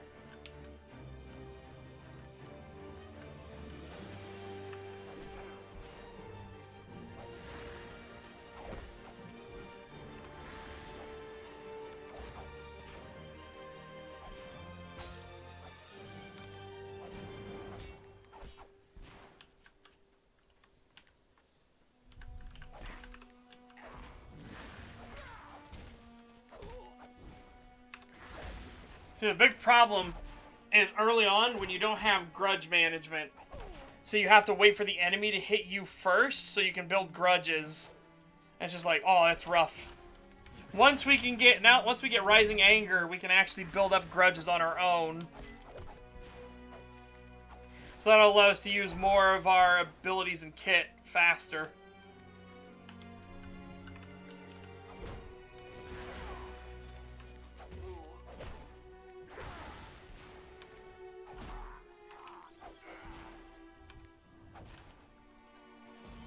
Nice. That's what I would fucking do. That's what I would do. Again, a lot of people don't understand Operation Paperclip. They think, and I have no idea why people think this, but people see Operation Paperclip, and what does it say? Well, that was the operation the United States put on to get Nazi scientists over to America, right? And everyone, like, collectors, like, oh, that's fine. They were just the science people. They didn't do. They were some of the worst ones. But what would actually happen, and what they were actually doing, was, no, they were bringing over as many of the specialists. So that's how Lowry Turney came over. That's how, as you put it, that's how Rudel came over.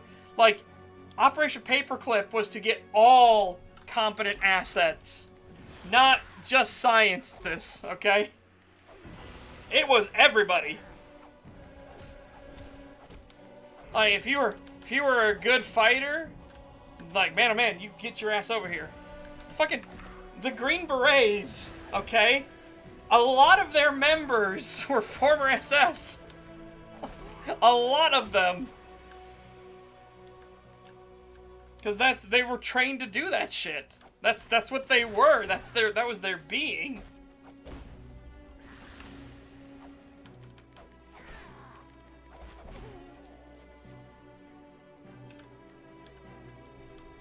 Also, you get this other weird idea too, where people think the U.S. military also is like very fastidious when it comes to paperwork and everything, or that military grade actually means something good. And trust me, serve in the military grade, you realize, means really bad things. That's all those civilian never served sort of thing. Like, oh, you shouldn't have military grade hardware. It's like, bitch, my shit's way better than military grade. Holy fuck, if my shit was military grade, I'd want a discount. I'd want a fucking refund.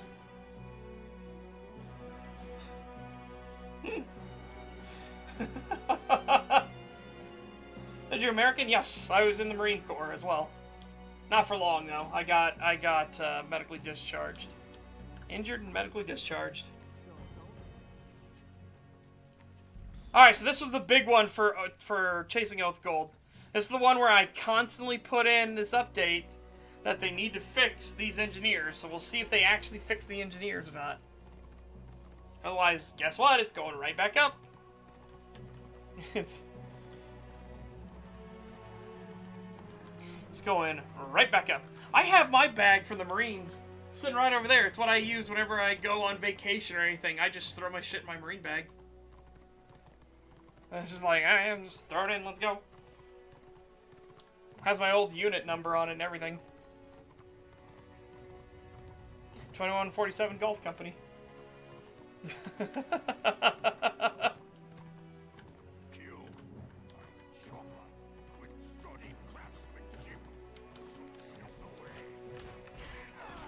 Killed by a chopper with shoddy craftsmanship.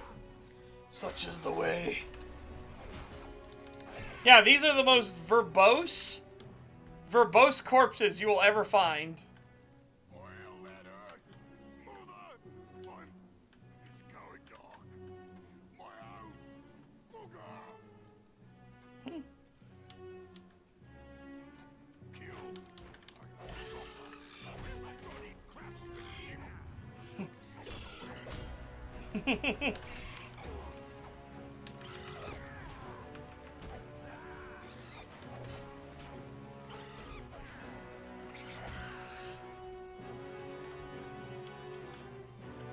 I don't blame him. Operation Market Garden was a huge fucking mistake. Like, holy shit, Operation Market Garden was a fucking catastrophe.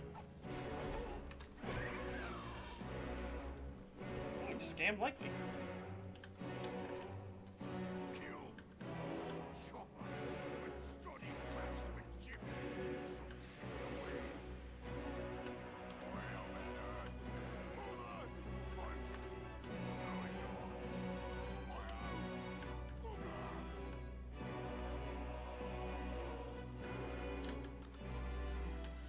Oh my god.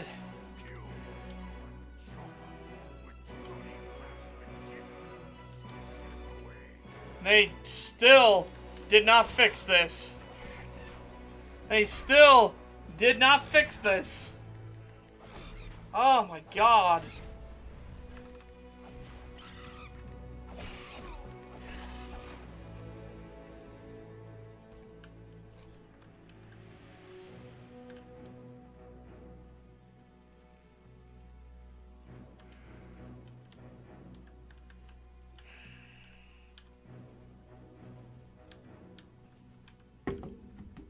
Check the lanterns. Nothing with the lanterns.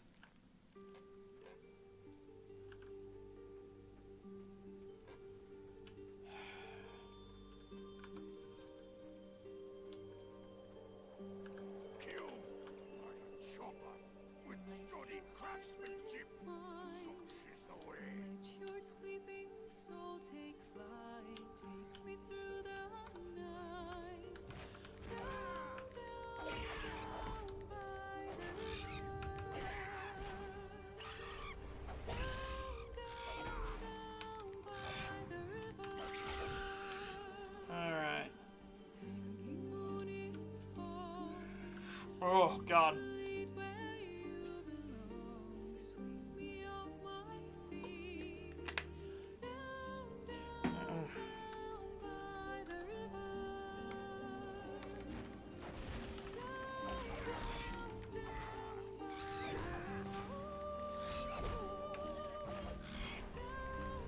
No, I didn't watch Godzilla -1.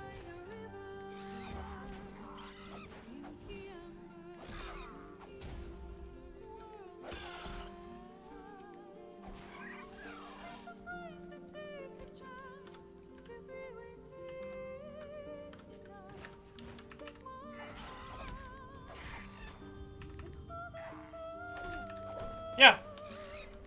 So what they were called Osttruppen. And they were basically people that fought for the Germans, but that weren't German.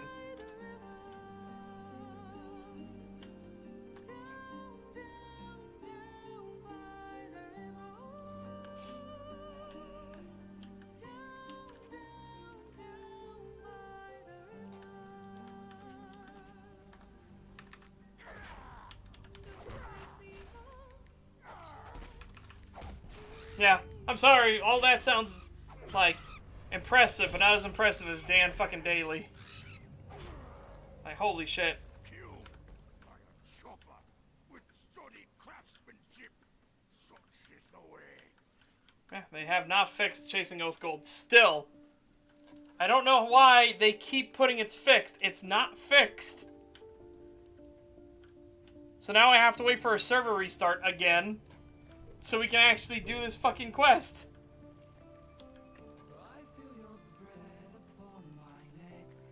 Like, my god. No, he wasn't a Tripoli. Dan Daly is the fucker was called the most fightingest Marine in Marine Corps history, right? So he fought in multiple different fights, including World War I, which is when he should have won his 3rd Medal of Honor, because he's the one that inspired and led the Marines to victory at the Battle of Belleau Woods. And that should have gotten him his 3rd Medal of Honor. The first time he got his Medal of Honor was during the Boxer Rebellion. So, super brief history on the Boxer Rebellion. China was basically being opened up forcefully by the rest of the world. Like, because China was constantly collapsing, its government was going through highs, lows. It was just a mess. China was a mess, as it was for most of its history. So, China is now being forcefully opened by the rest of the world. So you have, like, German bankers, French bankers, British bankers, American bankers. Everybody's coming through. They're trying to get up and snatch up as much property as possible. And then you have Christian missionaries that are also coming in trying to convert the Chinese population away from Buddhism and Taoism and everything like that towards Christianity. And a lot of the Chinese were like, this is just too much, too fast. So they formed a rebellion group to fight them, and these rebels were kung fu practitioners. Well, kung fu to an uneducated outsider looks like you're just boxing, right? So they literally called them boxers. So it became known as the Boxer Rebellion. The main group behind it was known as, like, the Society of the Harmonious and Righteous Fist? Which, what a fucking name, right? Like, holy shit. The Society of the Harmonious and Righteous Fist. And they are going around, they're killing as many Christian missionaries and Christian Chinese as they can. They're killing off any foreigners they find. Like, it's really bad. Things are not going well. So, Dan Daly, who was originally signed up to fight in the Spanish-American War, but that went away by the time he got through training and everything like that. The thing was long over. In fact, it was over a month before he even joined the Marine Corps. But, you know, hey, it was whatever. He knew America would eventually be in conflict again, so he would get what he wanted. And sure enough, the Boxer Rebellion kicks off. He goes to the Boxer Rebellion, because his ship was the closest one nearby, to come and protect the people that were there, right? To protect the the foreign dignitaries and missionaries and everything like that. Basically protect interests. Because, hey, the Boxers are literally killing everybody. They're killing everybody that's a foreigner or anybody that's associated with foreigners. So Dan Daly and his, I want to say it was his platoon, made it to the civil center of this town. And then they realized their reinforcements, which was supposed to be the entire battalion of Marines, got lost. They weren't showing up on time. So they said, all right, well, here's what's going to happen. We need to go out and find them. However, it's very dangerous out there. So we don't know why they kept Dan Daly behind, but Dan Daly was left behind with a machine gun. And his goal is to protect the civil center in case anything happens. They're like, here's your machine gun, here's the ammo, and blah, blah, blah, right? But, you know, it's been lost to history why they put Dan Daly there. Because he was brand new. So it could be, fuck the new guy, he's going on guard duty. It could have been the fact that, hey, going out when it's getting dark at night and there are potential, like, rebels, they'll ambush us all along the way. It's very fucking dangerous. Let's keep Dan Daly safe inside the fortified civil center, right? Nobody knows. But the point is, then you had, what was it? 200 practitioners? 200 boxers? Yeah, like I said, but we don't know for sure. We don't know if they were actually being, like, magnanimous and like, hey, it's going to be really dangerous out here navigating these streets in the dark when there could be rebels around every fucking corner. So let's keep you safe. Or if it was literally, you know, FNG, fucking new guy, right? FNG syndrome. Hey, you get watch. Alright, well. Well, the point is the Marines go out, they find the battalion of Marines, and they start moving back towards the city, but now it's really dark outside, and they know there are rebel activity in the area, so they decide to hunker down, and as they're hunkering down, at least 200 Boxer rebels attack the civil center with Dan Daly defending it. And so they're just hearing screaming, machine gun fire, musket fire, firing back at Dan Daly. And the machine gun fire, the machine gun eventually goes quiet, and they hear bolt-action rifles going, and more screaming, and more shouting, and then they hear the machine gun starts firing again, so obviously he got it reloaded, and it's like, holy shit. It's like, holy shit. And then the machine gun, like, slows down, and then it gets quiet.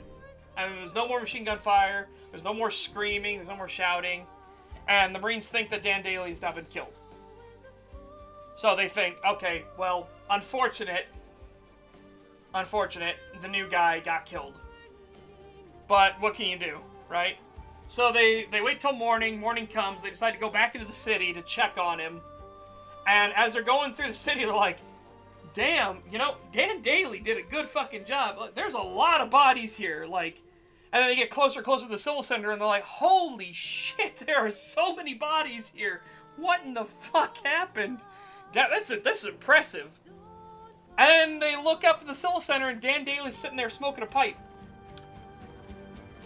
And everyone was shocked. They couldn't believe that he actually made it through, and they're like, what happened to the machine gun? We heard the machine gun stop firing. He's like, well, I stopped shooting because they stopped coming.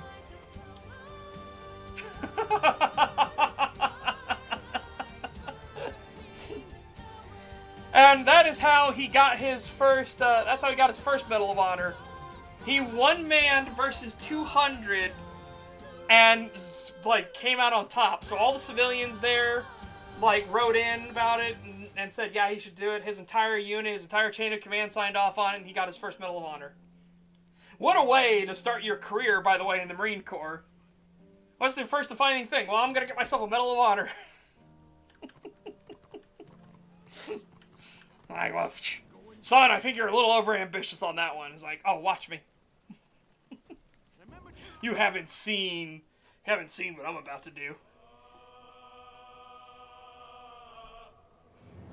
Oh, man. And I always say it was the Caucasus Rebellion that was next in his career. And that was a wild time for sure, because man, oh man, this is how he gets his second Medal of Honor. Oh god, man, my throat. Fucking hell. I I am devastated. My throat.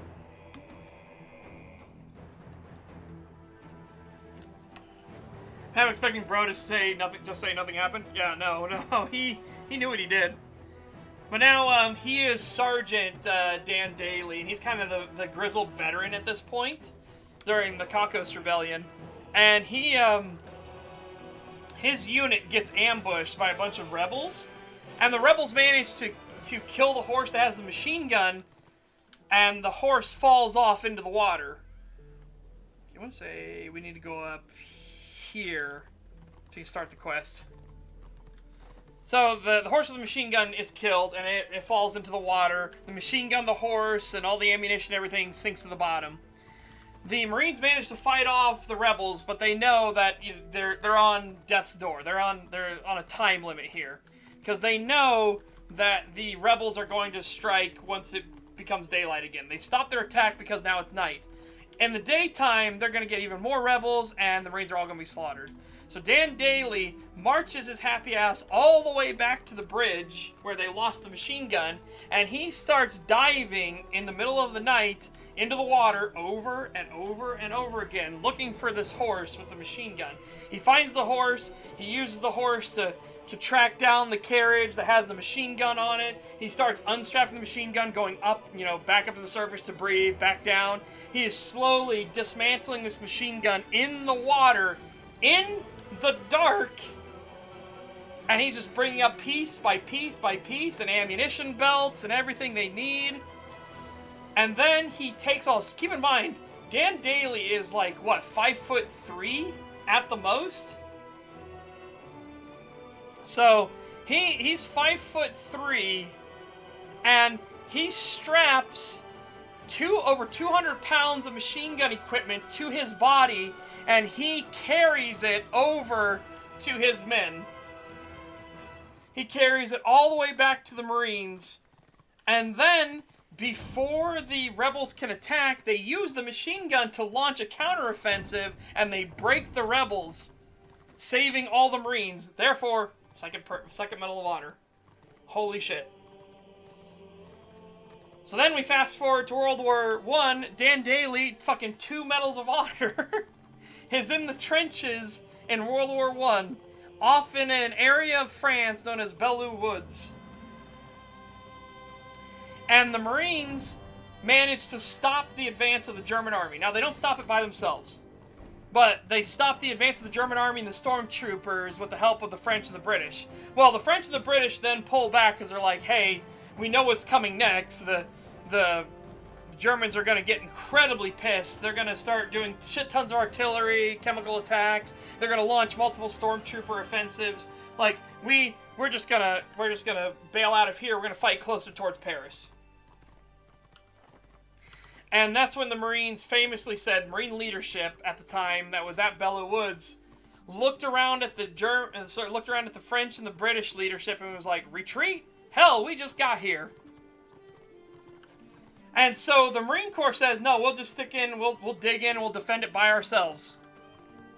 So the British and the French fuck off. The Marines are left by themselves in Belleau Woods. And now the German army is in full fucking how dare you mode. How dare you stop our advance? Now we're going to hit back even harder just to prove it's a fluke, right? We're just going to prove that was nothing. You got lucky. So they start hitting with more artillery, with chemical attacks, with stormtrooper invasions. And the Marines are just holding on. Well, then Dan Daly is looking around. Their lieutenant gets killed. He's the officer in charge. He's dead. Now Dan Daly's in charge of everyone here at Belleau Woods. And he's looking around and everybody's looking miserable, right? They've had multiple counterattacks that they've tried to push in. They haven't gotten through yet. And Dan Daly finally just draws his Colt, gets up out of the trench, looks back to all of his Marines that are with him, and says, come on, you sons of bitches, do you want to live forever? And he starts charging towards the German lines. Again, doesn't tell them to get up, doesn't tell them to fix bayonets or anything. He charges by himself.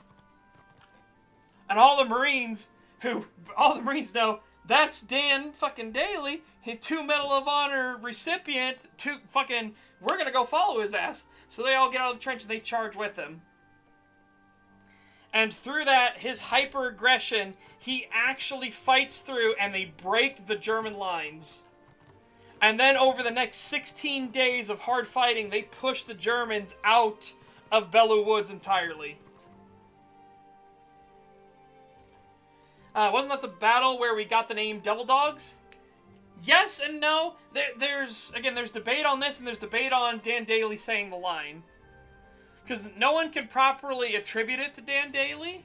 Come on, you sons of bitches, do you want to live forever or not, right? No one can properly attribute it to him. However, yeah, it's pretty fucking good. It's a pretty fucking good line. And it is something, it does sound like something Dan Daly would have said, given all of the rest of the stuff he said. So there's no attribution to that, and there's no, like, credit given to the whole Teufelhunden thing, which is supposed to be devil dogs. So, we don't know for sure. We have no idea. Yeah. So yeah, there's no accreditation for it. We have no idea. We also have no idea on the Teufelhunden thing. We do know Teufelhunden was used, but we aren't sure it was at Belleau Woods, and we aren't sure that it was technically by the Germans first or not. So, we don't know.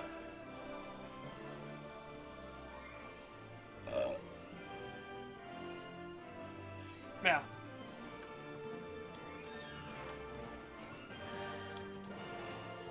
Man, then after the 16 days of fighting, the Marines, by themselves, pushed the Germans out of Belleau Woods entirely, so sent back the message to High Command, Belleau Woods, now Marine Corps entirely. Which was kind of like a holy shit moment. Like, what in the fuck? How? How did you do it? How did you do it? Was it Echoes from the Past? Hang on, I forget what the Elf Tier 2 Epic Quest was called. 1 second. I think it's Echoes from the Past.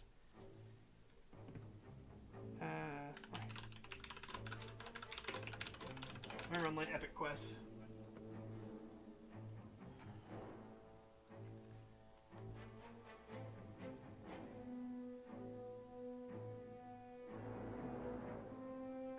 That's Tier 1.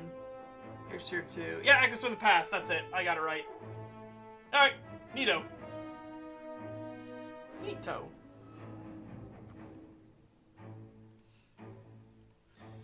Oh, hey. Do you remember... Okay. Do you remember in Basic, one of the first things they showed, they go, Alright, Marines. Sorry.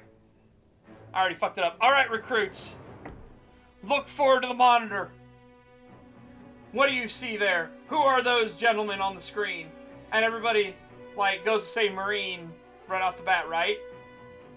And the instructor turns and looks like, how do you know? And you have to, if you get called on in this situation, this is a your ass is gonna get smoked situation if you don't actually know. You just said Marine on instinct. Like, alright, you get called on. How do you know that those are Marines? This thing that's on the screen right now. Well, sir, the type of camouflage they use, the Army's too stupid to use actual fucking camouflage, so, you know, there's one good indicator that it's actually Marines. You know, we're an intelligent group, instead. And number 2, our boots are bloused. I always loved that, too. It's always the like, fascinating thing. It's like, how you know? It's like, well, the boots are bloused. That's how you know it's a Marine. Why do we do it? Tradition, at this point, honestly. But, you know what? It looks nice.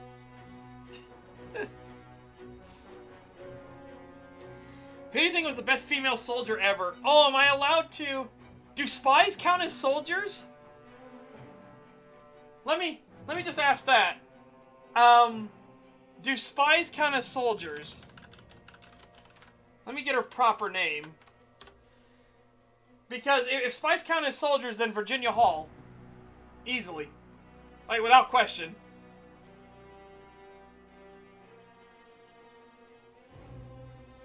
Oh, boy. Okay. Man, oh, man. That's a fucking tale and a half. I don't even know where to begin with Virginia Hall.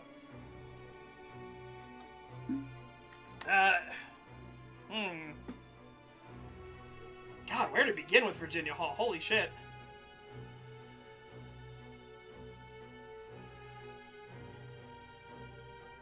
Yep, she was known as the Limping Lady of World War II. No, she was a British spy lady. Well, technically, she was... What was it? She was either American first and then went British, or she was British first and then went OSS. Well, American. She was one of the two. And she was like, I want to do this, and the other side was like, no, we don't want you to do that. And then the other ally was like, yeah, sure, you can do that over here. Fucking come here. I can't remember which one it was. But yeah, her whole thing is that she was one of the most devastating spies in World War II. And she was doing some fucking gangster shit.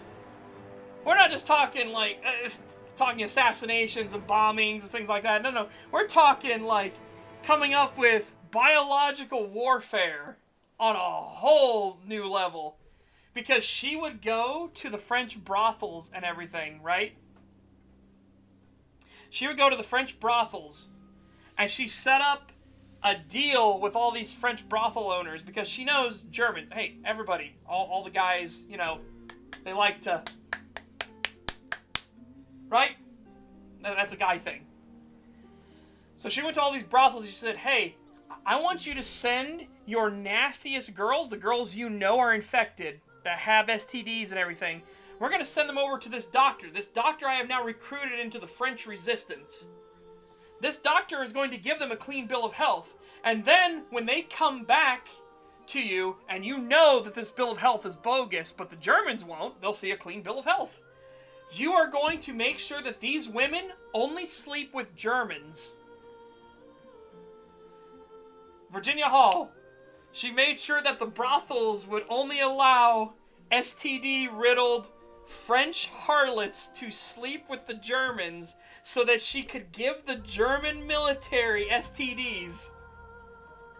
Holy shit. That's fucking clever. Holy God, that's a level of clever that's just like, that's fucking nice.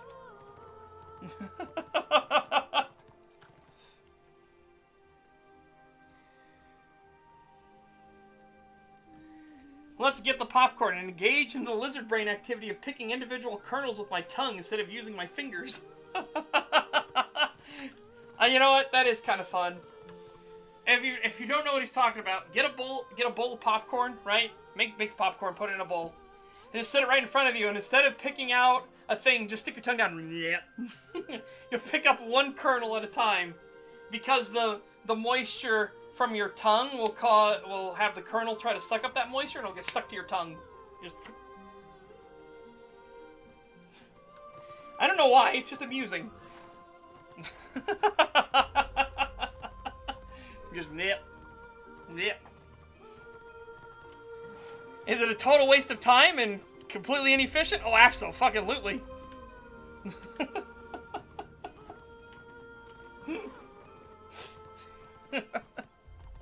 But sometimes it's fun to amuse yourself. Where is he? I remember them being like over here somewhere. Because again, you notice how, okay, our goal is the Otheran Lore Seeker. These are all Otheran Seekers. Or Utheran Seekers. Right? We need the Lore Seeker. Very specific one. Very specific. Oh, there they are. I see you. I'm coming for you. I just gotta get around all the nonsense first. There's a lot of nonsense in the way to you.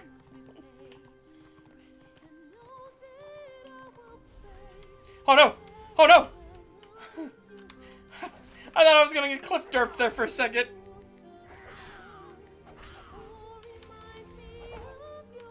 Who are you then? Yeah.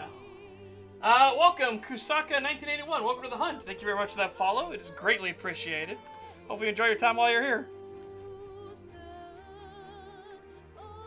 Every once in a while, I'll eat popcorn with chopsticks for fun. Oh, I love using chopsticks on, like, really silly things. Where it's just like, why would you do that? And it's like, it's fun. Why not? Why don't you do it?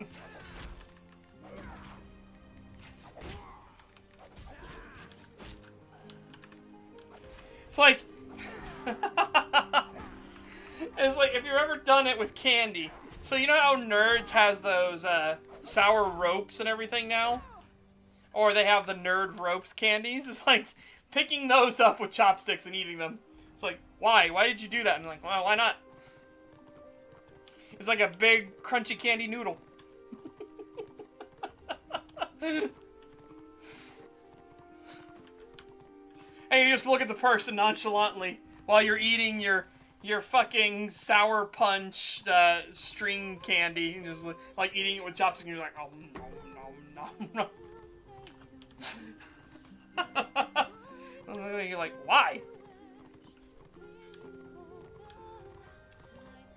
Yep, this is Weeping Dawn. This is the song Weeping Dawn.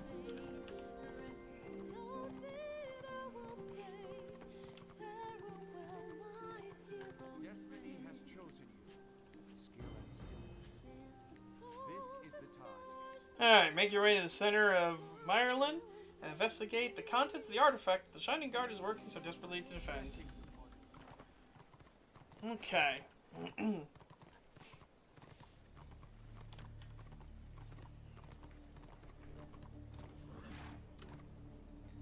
Oh god, but yeah, holy shit.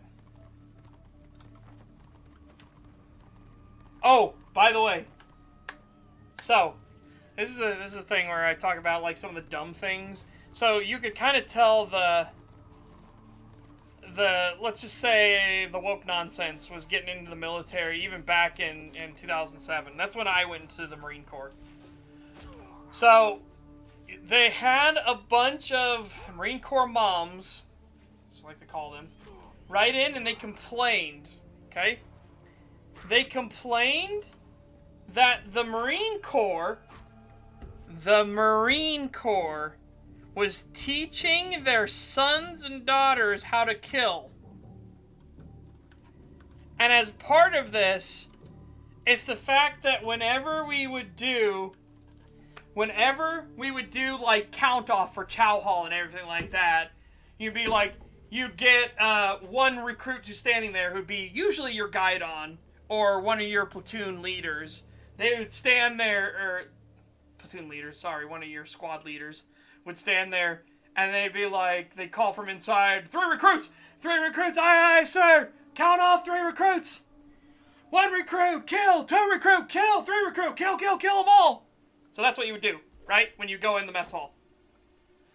And a bunch of the Marine Corps moms were like, that's bad, they're teaching my baby how to kill. It's like, we're the fucking Marines, what do you think is gonna happen? What the fuck?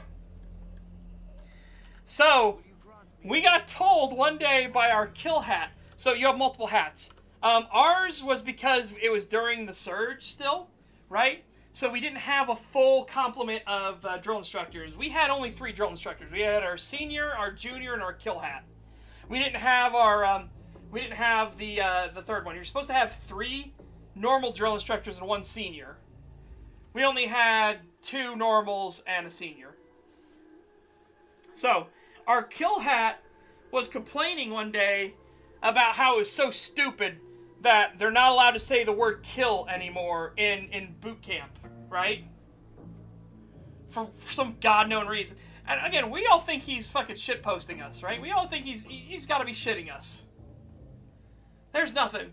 Well, this was when I was on light duty, because I had an upper respiratory infection, and I was listening to the company that came after us, which was Fox Company.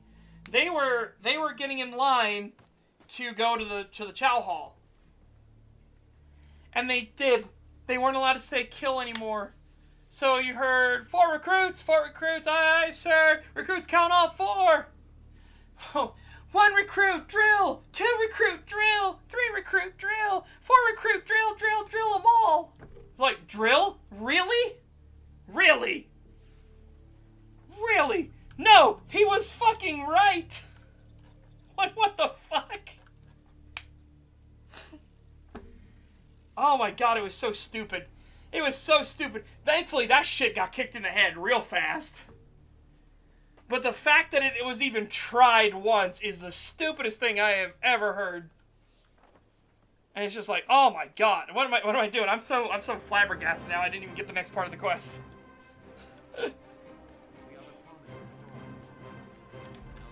Oh man. Oh wait. I just realized, yeah, it was his own name.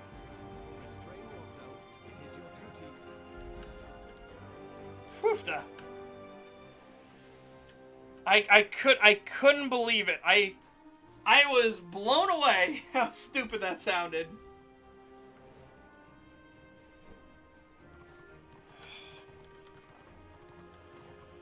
Well, that was always the thing, too. I gotta agree with the Fat Electrician on this one.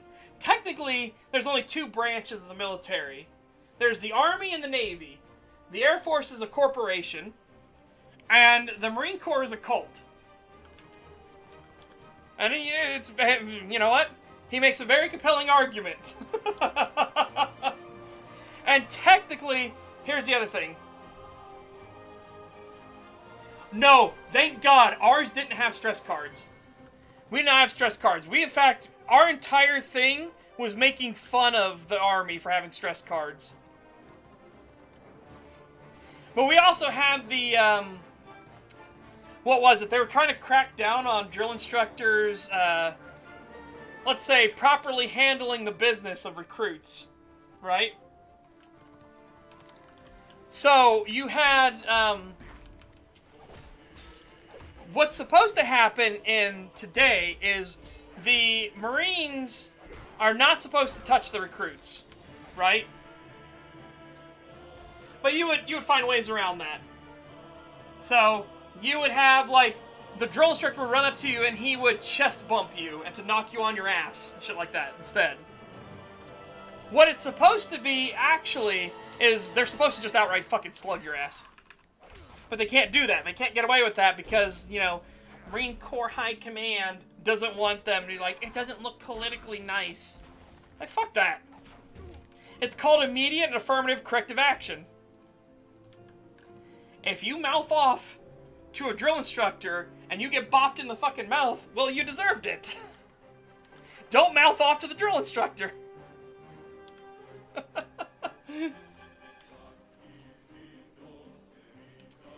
We had one who he did mouth off, and the kill hat told him to come here. He told this recruit to come to him, and he told everybody else to about face. And then you just heard the mother of all wallopings going on. And then he grabbed that recruit and he threw him back to the line, and he looked at him and he said, "You fell down, you understand, you piece of shit? You fucking fell down." And it was like, yeah, no. He deserved it. He absolutely deserved that. He earned that beating.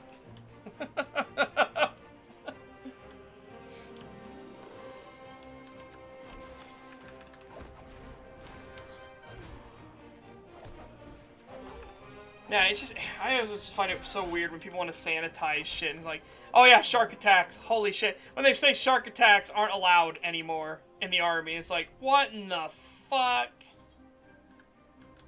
My god, you're not allowed to get up in somebody's face anymore and scream at them? It's like, they're gonna be in combat, for God's sakes.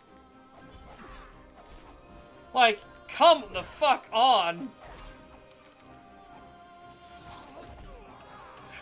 Get out of here. Get. Fucking harpy.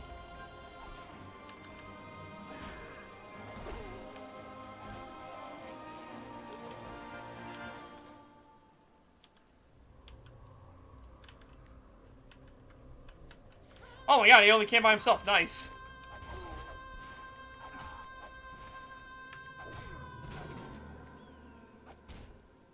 Oh, parry. Very unfortunate parry for me. Okay. Very unfortunate parry.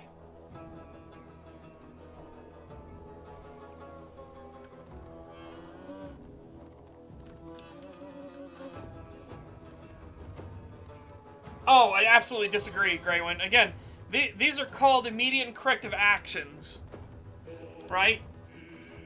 The whole point of basic training is to break you.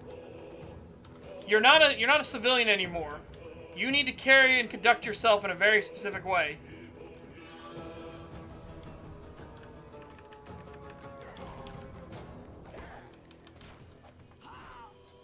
Like, this whole nonsense of you need to be kind and gentle with them is just absolute fucking bullshit.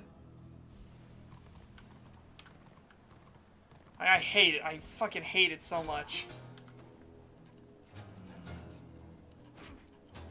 And again, it's just this weird, baffling thing where, hey, it's worked for over 100 years, let's fix it.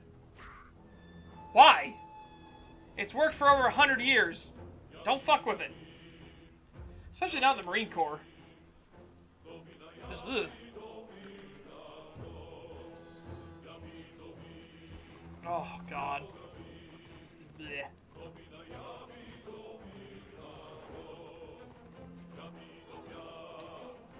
Oh, yeah, exactly.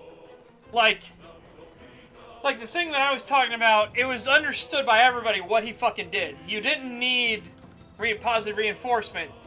The guy got mouthy with a drill instructor. He mouthed off to him. He told the drill instructor, he's like, I don't fucking care anymore. You can do whatever the hell you want. Like, uh-oh!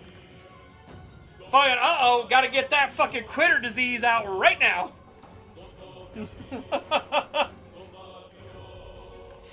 That's fucking quitter disease. Alright, that's coming out of your ass.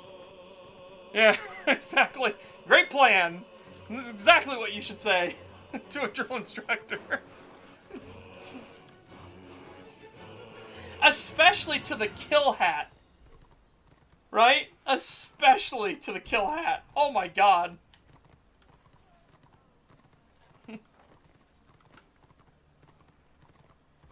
Yeah. And this recruit, he was... I don't want to say he was, like, bad for morale. What the fuck? Why? Why are they so mad at me? Look, all of them. What did I do to you? They're all mad.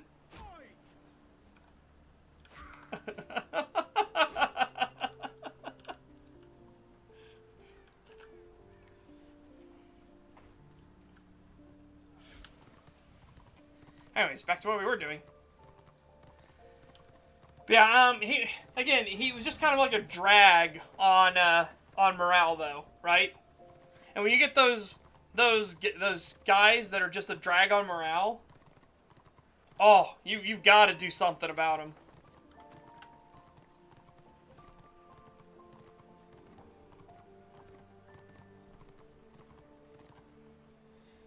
Yeah, it is.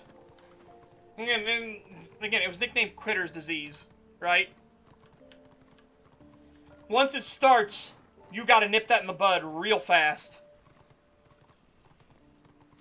Whenever somebody says, I don't care anymore, you can't really hurt me or anything like that. What the? Okay. I don't know what's going on, but, well, I guess we'll fight. I might have walked into him, though. That might have just been a aggro by walking too close.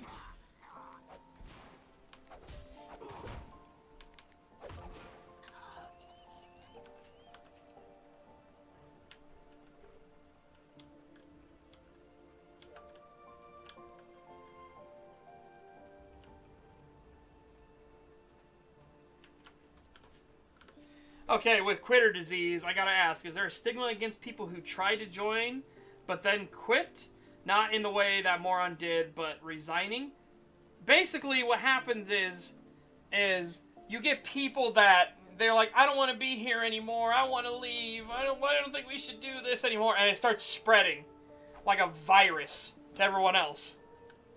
And it starts demotivating everyone else.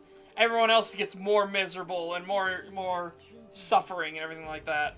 Kind greetings. One of the things was I had to nip it in the bud for myself there for a bit, because I don't know whose advice this was, right? But this was the worst advice I think I've ever seen. And the advice was that, hey, when your child goes into the military, write them letters and pretend like everything's going about as normal, like nothing's changed or anything like that, and stuff like that. It's like, why? And you want to talk about the most demotivating time I ever had? It was getting letters from home. So I stopped reading them. I would just get them and I'd throw them in the trash. I wouldn't read any of the letters. After I read, like, there was one that hurt the most. And that was one where my family was talking about going up to my grandfather's and everything. And instantaneously, like, God, I was, like, sunken. And I was like, I can't read any more of these letters, or I will fucking kill myself. And we had a few people that tried in basic. We had a few people that actually tried to do that.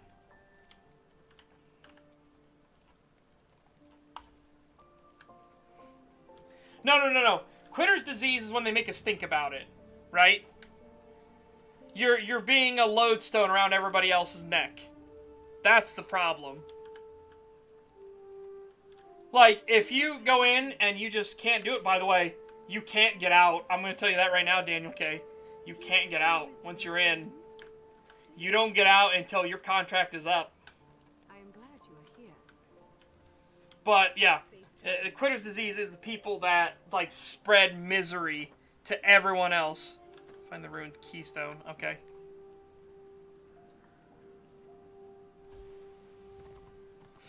Maybe it was just like, ugh.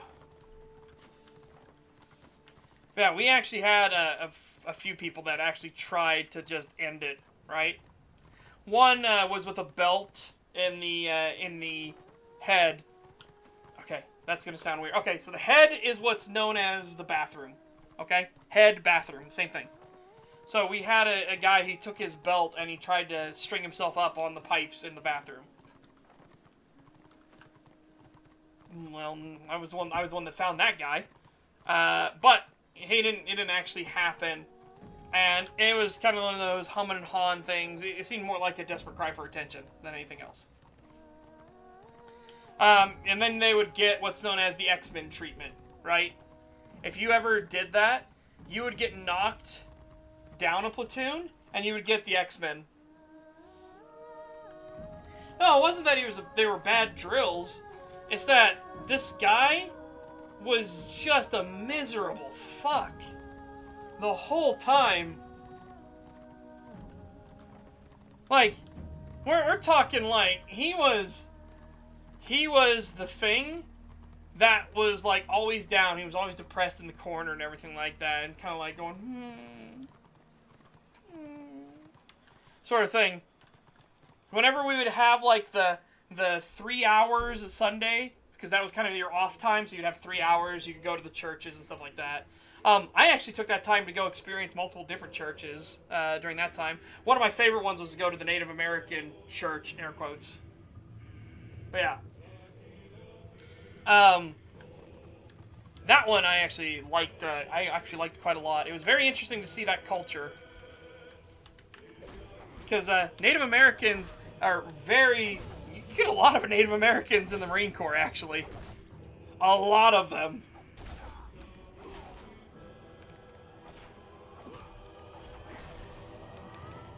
Oh, there is a way you could get articled out. I'm going to tell you right now, you do not want to get articled out of the military. Unless you're an anti-hero and you're very competent, and they articled you out because they couldn't take you in the military. If you couldn't take the military, oh boy! Like, it's a very dishonorable discharge. Let's put it that way. Did you recruit recycle? Yeah. Oh god.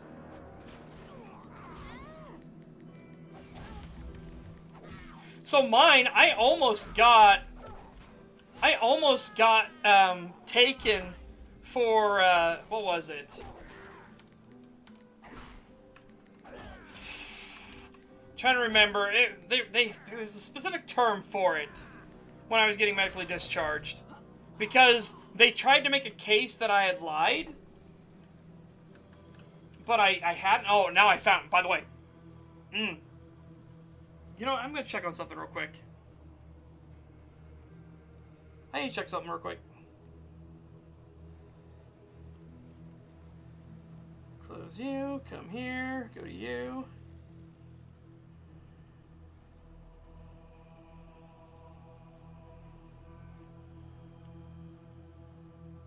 Oh, nice.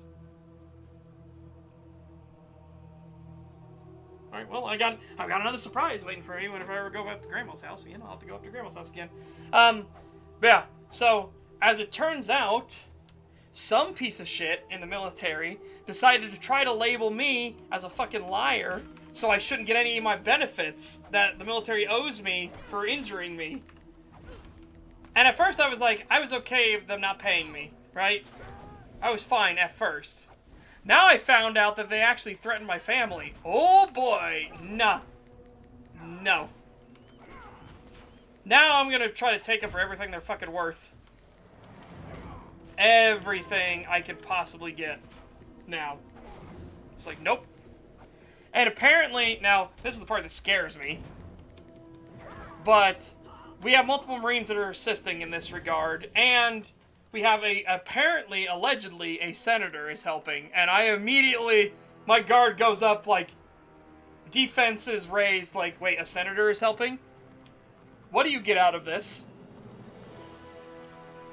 This isn't the kindness of your fucking heart, what are you getting? So I'm like,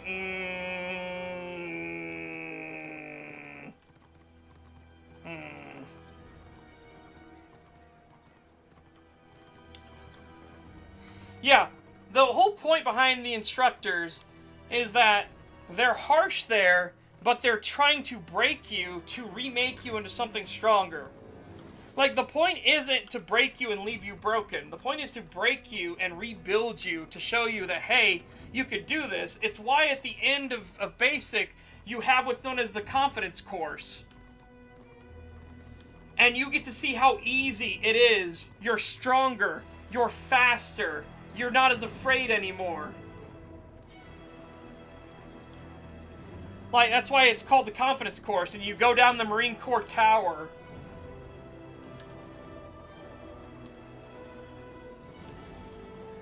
That's what it's supposed to do.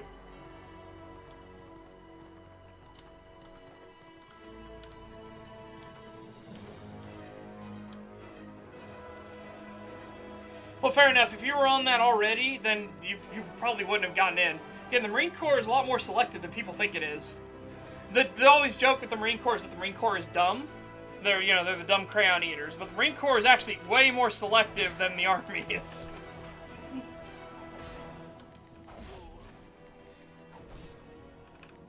Which then obviously gets into the joke of like you only join the Army because you're too dumb for the Marines. But, that's the back and forth of the Army versus the Marine Corps, right? The hey Marine, how's it feel to always say my ass rides in Navy equipment, sir? Hey Army, how's it feel that you ain't ready for the Marines yet?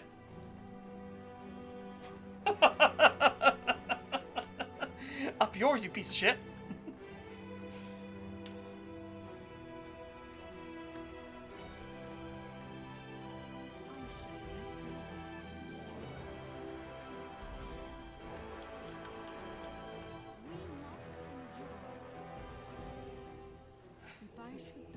I forgot. Do the prophecy. And then you just circle right back around. And you're like, oh yeah, here you go. Speak with Cavella Betts. Is she here? Where is she?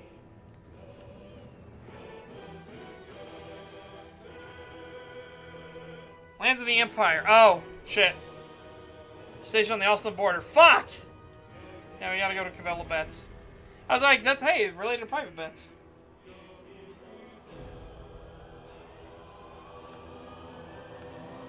You're so weak, the Navy stole Top Gun from you. Oh, that's so good! That's really fucking good, I'm not gonna lie.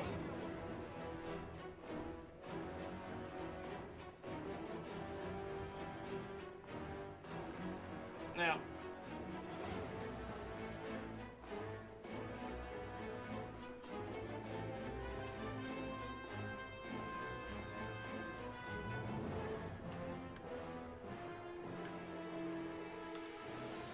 Oh, God.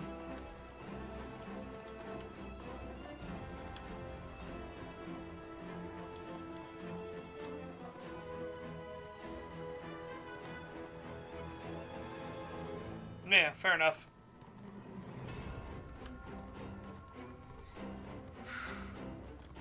Oh, by the way, this gets back into the thing whole. The Marine Corps technically isn't its own branch. I know how anathema that sounds. We should be, but technically we're not. We're actually a department, a sub-department, if you will, of the Navy. Which is frustrating. Very frustrating. Because, you know, all the Navy and their seaman jokes. But very frustrating to be directly associated with. But that's what we're supposed to be. We are supposed to be the landing and fighting force of the Navy. That's what the Marine Corps is. Oh, speaking of, one of the best things I ever heard was what my drill instructor said. Drill instructor said, and this was just great, the United States does not need a Marine Corps. The Army couldn't be more than sufficient for it. The Army is more than sufficient. The United States wants a Marine Corps. Because we are the best of it. We are the better of the service. And I was like, yes, I agree. Fucking hell. Holy shit. Yes, that's where the Marine in the name comes from. Again, when you're in basic, your destination after you go through your obviously your MOS training or basic combat courses and everything, the infantry, what do they nickname it now? Basically, you're either going to spend 2 weeks pretending to be a grunt, or you're going to spend longer being a grunt, and then 2 weeks pretending to be a grunt, and then go off to your actual, like, MOS school, or not. Then you'll go to either the fleet, or you'll go to a base. And the fleet literally means you join a naval vessel. You're in the fleet. It's also why the saying, "my ass rides a Navy equipment, sir," is true. We do. We use the Navy. We are the fighting force of the Navy.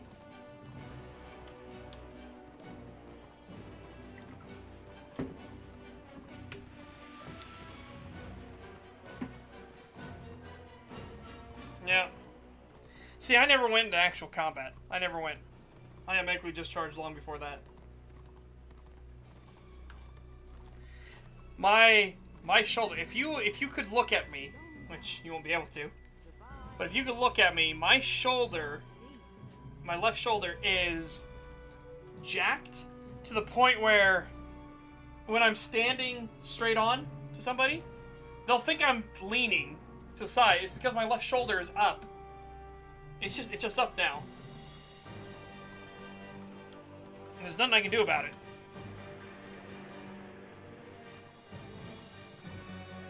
And that left shoulder is also the weakness. It's whenever I lift, whenever I do anything like that, it's the left shoulder that's going to give out first.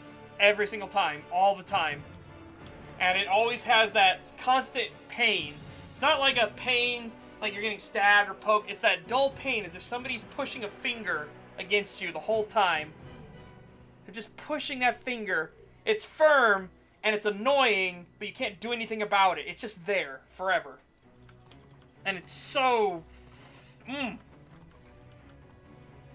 it's just a thing that annoys me. Let's just put it that way. It's just there as like a constant bugbear, like a gnat. Just hovering around you at all times you can't get rid of.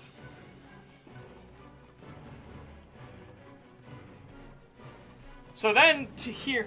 that again, this is why I said now. Like, I was happy to let it go. I was happy to let it go. And then I found out that they were threatening my family. And now I'm like, okay, game on. Now you're going to give me everything I want. Like, everything. You're going to do back pay for it. So they owe me 17 years of back pay.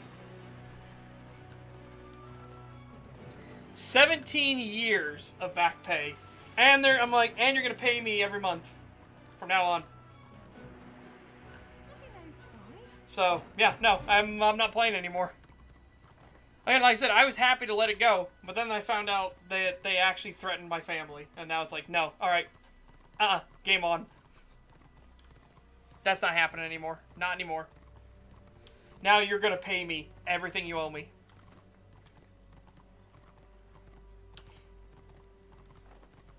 So, yeah, that's why we're in the fight. I don't get why. I don't get what the thought process here was, right? I don't understand why they were like, we'll take legal action against your family and everything like that. It's like, for fucking what? Because we know for a fact that you came in with a pre-existing injury and blah, blah, blah. It's like, no, I didn't.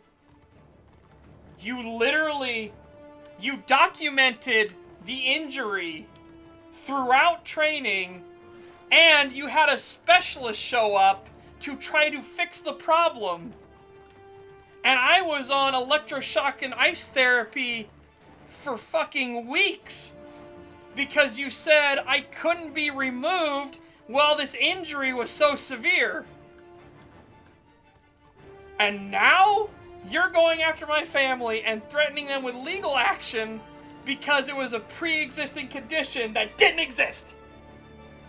Yeah, exactly. Where is this fucking waiver? Oh, boy.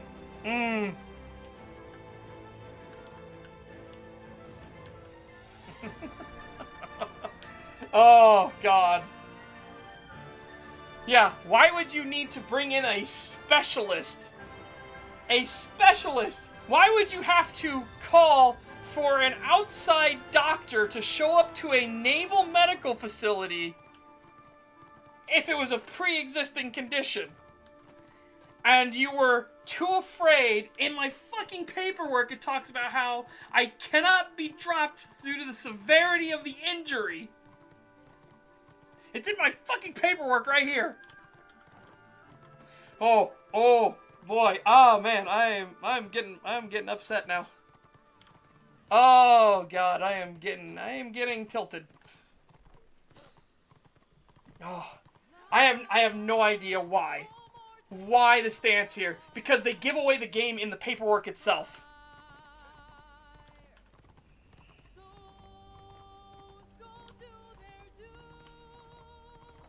Oh, God. It's just... Oh. God.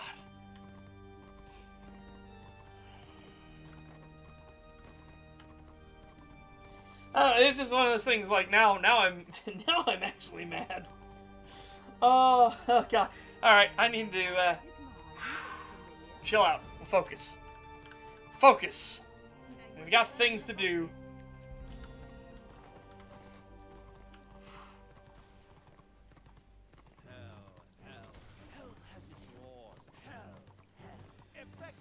Yeah. So now I'm just like.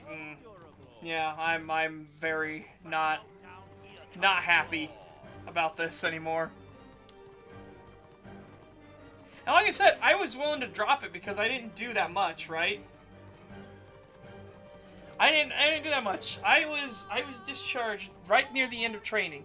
That was the most miserable part, by the way. I got to see my platoon graduate. Oh my God. You want to talk about a fucking kick in the nuts. When you go through all the training, most of it, I didn't go through Phase 3. By that point, I was already in Marine, the medical rehabilitation platoons. So, I was already there, and I got to watch it. Well, they didn't make you watch. The problem is that Recruit Separations is right on the parade deck. It's right there. It's at the corner. You can see it. And of course, you have to go out to the Recruit PX and everything, right? You gotta still get your essentials you need. So, I got to go out there while everybody was visiting with their family and everything like that. And, you know, the hugs and everything. People taking pictures and stuff. Like, oh my God, I was miserable. And again, because you know you didn't make it, but not through any fault of your own. Your body literally could not make it. Your body failed you. And oh man, that was rough. God, that was super fucking rough.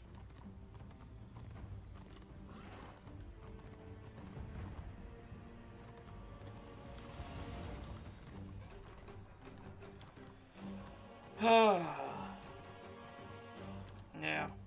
Well, now I made myself all depressed. But no, it happened. It is whatever. Yeah, for a long time there, I was spiraled. Like, that's why I also feel like I'm way far behind when it comes to life, right? Because you see Brandon Herrera, you see Fat Electrician, all them, you see Eli, and they are so much younger than I am, and look how much more they've accomplished. And I'm just like,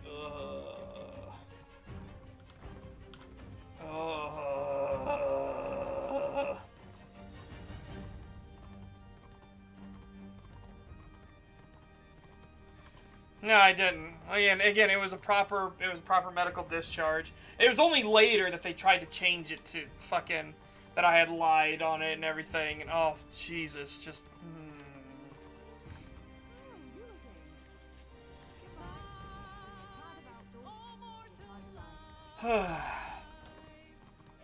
Now we go all the way down here. Isn't it funny how the Tier 2 epic elf quest, most of it takes place in the Empire? Yeah, I'm talking about the Unsubscribed podcast.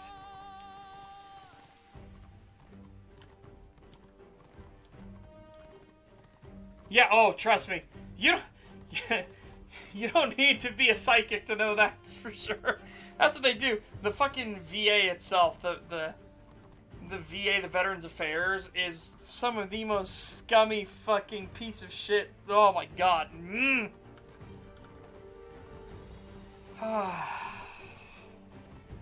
God. It's literally, when you're out, you might as well be like, I guess I'll die then. Thanks.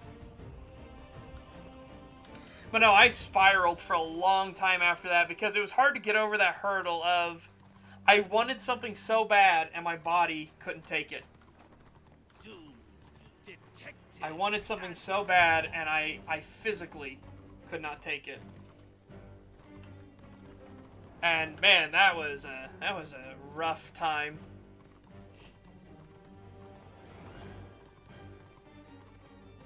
Oh yeah. Yeah, if you are fit, healthy, prim and proper, the VA is like this like heavenly organization that's super helpful to you and everything. If you actually have medical problems that the Veterans Affairs is supposed to do their job and help you with, good fucking luck. Good luck. You're in for an absolute bureaucratic red tape shit show.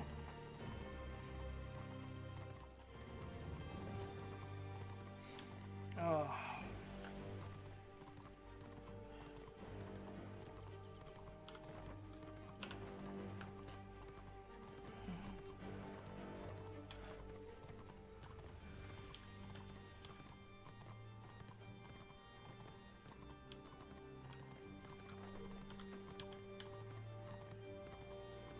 Whew. Probably. Wouldn't surprise me. But oh my god, it's just like, fucking hell. Yeah, so I was in a depressive state for a long time. Like a really long time. It was only recently, and I put that in air quotes, recently, that I finally got out of it, but it was like almost like a decade of just being in this like depressive stupor.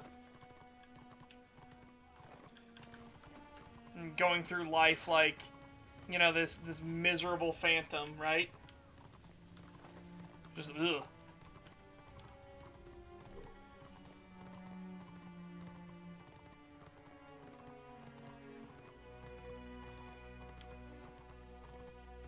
That's why now I feel like I'm so far behind, right? Because I hadn't been any dating done. I don't have a significant other. Like, I don't have a wife or anything. I'm so far behind the fucking curve now. And I'm trying not to let that get me down, but it's like, no, I feel a lot better. I'm working out more. Again, this left shoulder is the bane of my workouts, though. But I'm working out more. I'm getting healthier. Things are happening. We're actually making progress in these streams and everything. Like, things are going pretty good, honestly. They're going pretty good. Like, I don't need to, you know, it's not a sprint. It's like, I'm okay. Things are going all right.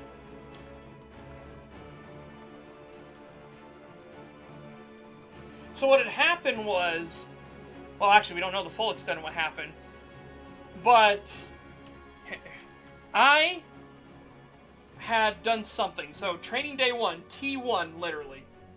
This isn't when it happened. This is the compounding thing. This is an injury that's going to build up over time.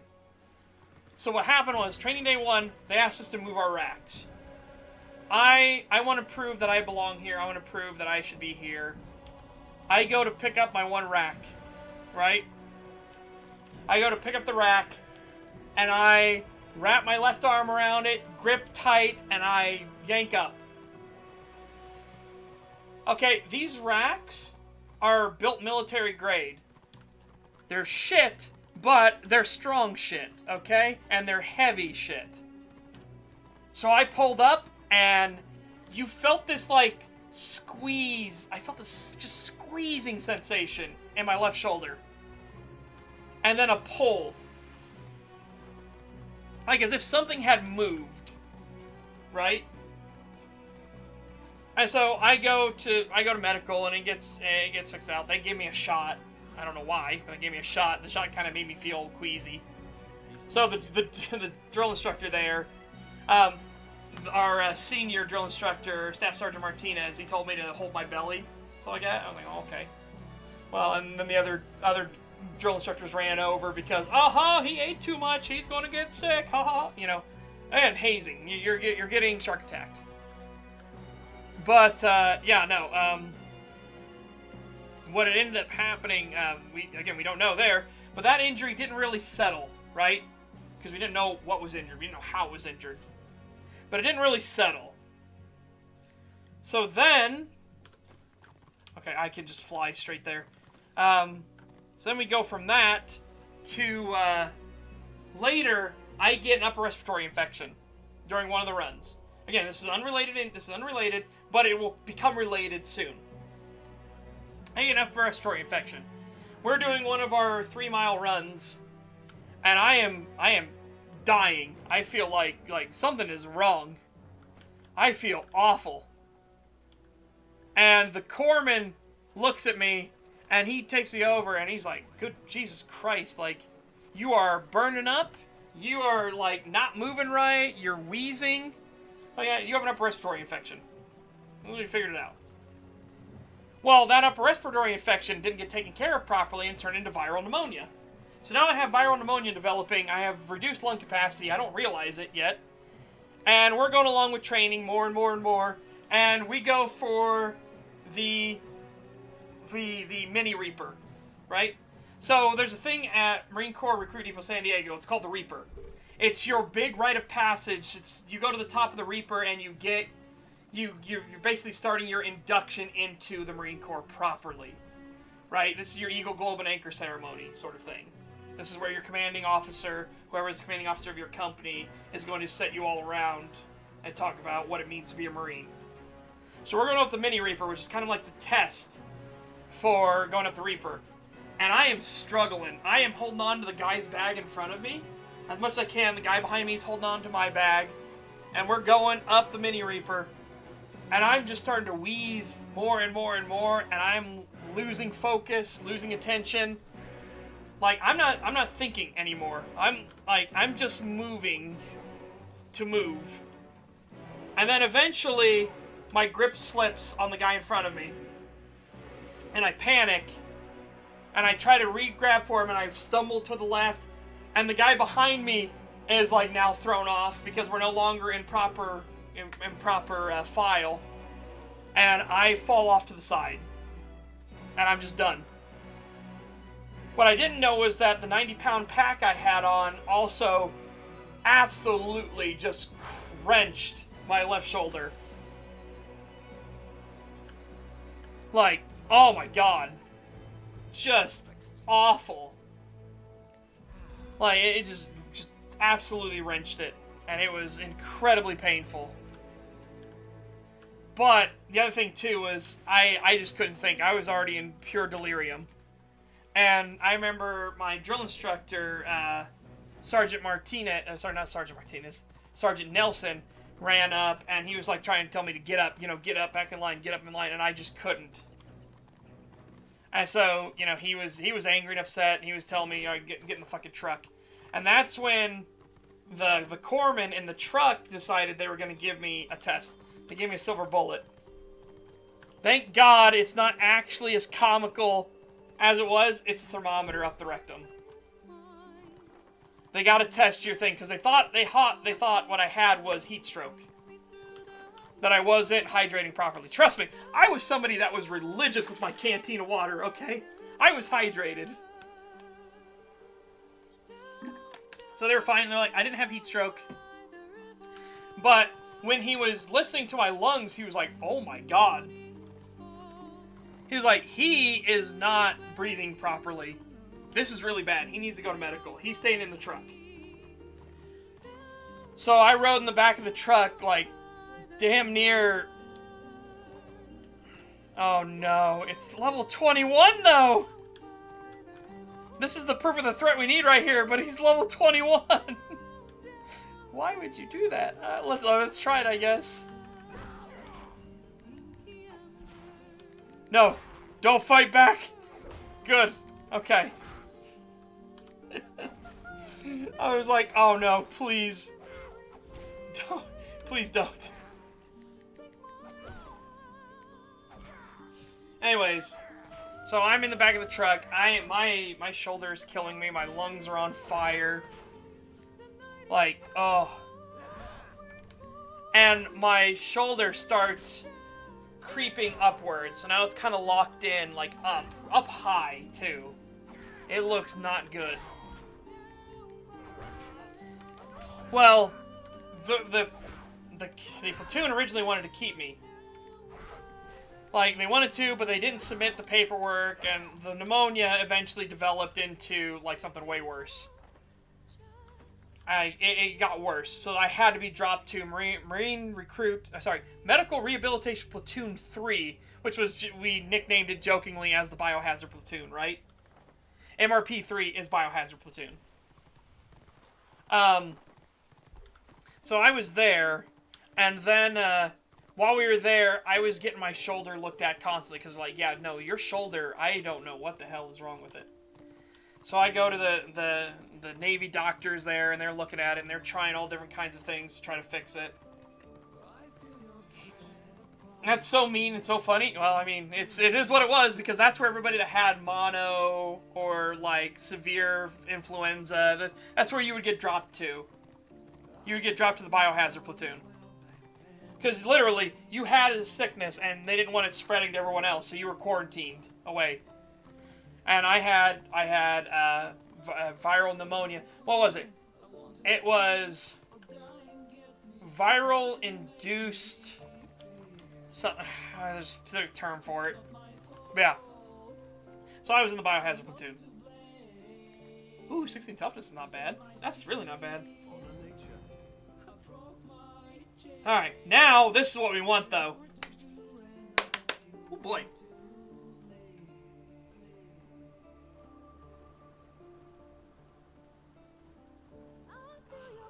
I kind of want that because of the toughness boost. That's a lot of stuff, though. We're gonna get that for the toughness boost. Alright.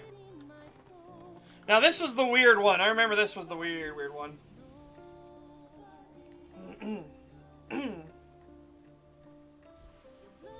The broke B platoon? Oh, no. Oh, no. Well, there you go. I was so glad. Okay, for whatever reason, right? So depending on where you are in the country, in the United States, will dictate what version of the Marine Corps you go to. You say version. What do I mean? You have Marine Corps Recruit Depot San Diego, and then you have Marine Corps Recruit Depot Paris Island. So, being a good old Hoosier boy, I should have gone to Paris Island. So should everybody. But for whatever reason, there was an influx into Paris Island, but there was a reduction in San Diego. So our group got rerouted instead to go to San Diego. Instead of going to Paris Island. Small mercy, because Paris Island is the fucking mosquito capital of the universe. But yeah, so originally we were supposed to go to Paris Island. That got changed because of some kind of like shortfall at San Diego, and there was a massive surge in Paris Island. So they said, "Okay, you're going to San Diego." Fair enough. Also, don't believe anybody that says it's a dry heat. Fuck that. So one thing about Paris Island is, at least, it wouldn't be. With Paris Island, at least you wouldn't get Black Flag days. And what a Black Flag day is, it's when things are so hot that you literally can't do any training. You can't do any mobile action. You have to sit in your underwear in the barracks and just stay there. Don't move, constantly drink water. Any physical exertion that happens could wind up killing you. That's the fear. Just, oh my god.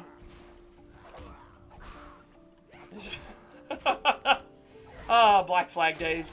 No, no, no! I see you! No! Fuck you! Get out of here! You can take your squiggy with you. Alright. I got enough to deal with this bullshit going on.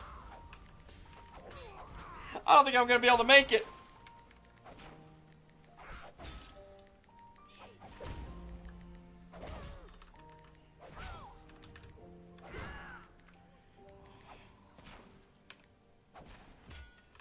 Especially if he keeps healing himself. Stop. Just stop, please. Oh shit, now I just put a slow on him for no reason. Oh my god, I'm alive! I'm alive! Well, hey, you'll get the chance when it comes to Interbellum. You get to play a sword and board, Gabo. Alright, I'm trying to remember, because this was the weirdest one, was to get to the proper spot. Anyways, but yeah. So that happened, and I was in medical. I eventually got over the pneumonia, though it scarred my lungs, apparently. But I got over the pneumonia, and now I got sent to recruit Marine Corps Medical Rehabilitation Platoon number 2. And that's when I was going to basically going to the medical center every day. Now also keep in mind, during the pneumonia thing, I lost 13 pounds in 3 days. Like, I could not keep food down. There was big problems. I was vomiting constantly. But yeah, I just couldn't keep anything. So I'm in MRP 2 now, and everything to fix this. The electroshock therapy, ice therapies, like they even took tape. They forcibly moved my shoulder back to where it's supposed to be, and they took tape and they tried to tape it down. But no, the muscle here just kept firing. It just kept firing and kept pulling and firing and pulling over and over and over again. So eventually, after all this, and they get a specialist, and I get x-rays and everything for this shoulder, and they're trying to figure this out. They're like, there's some damage here. So they're trying to figure this out. They eventually settle on, we're going to give you a trigger point injection. So, this is probably, whenever I've talked about this before, whenever doctors do a measure of scale, I'm sorry, but that is funny as heck. Something broke duct tape. That's basically what it was. It was medical duct tape. Anyways, to keep this into the proper thing, whenever a doctor asks you on 1 to 10, how painful is it? Like 10 being the most painful thing in your life. Well, I use, for most painful thing in my life, it's either when the needle went in my big toe, that was extremely painful, or this trigger point injection. Because what the trigger point injection does is they take a needle and they stick it into you at where the nerve is. So the nerve that fires to let your brain know when something is painful is where they stick the needle. And then they scrape it across the nerve and inject 5 times to kill the nerve. Oh my god. That was a ride. That was some experience there. Holy shit, that hurt. Oh my god. Oh my god, I'm getting bullied.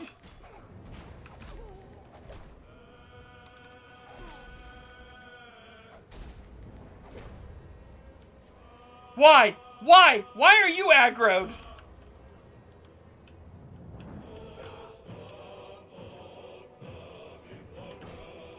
Why? Go away! God damn it. Oh, right in here's the room. In here and back there's the room I need.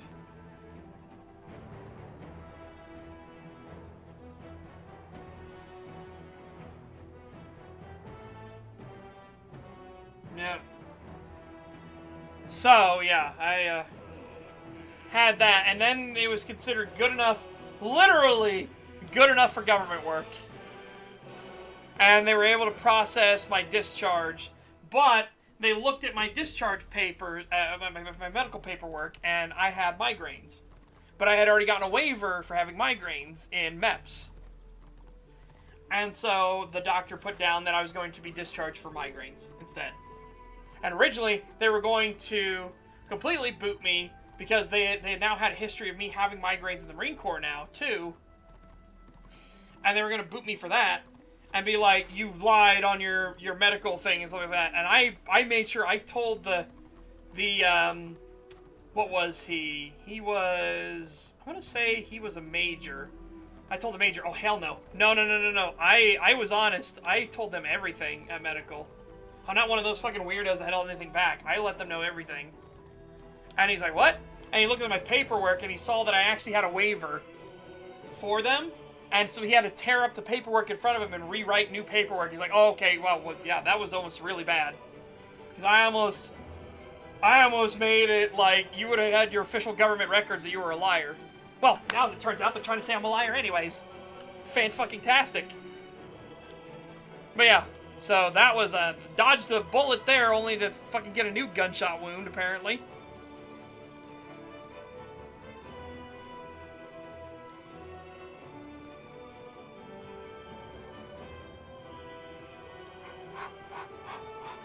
I'm just rushing. We're just rushing. I'll make it. I'll make it.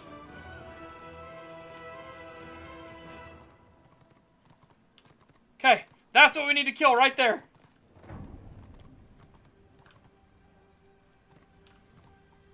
Okay. Good luck to us. Yeah, so there you go. That's my fucking story. And yeah, that shoulder is still fucked. To this day, it is super weak, too.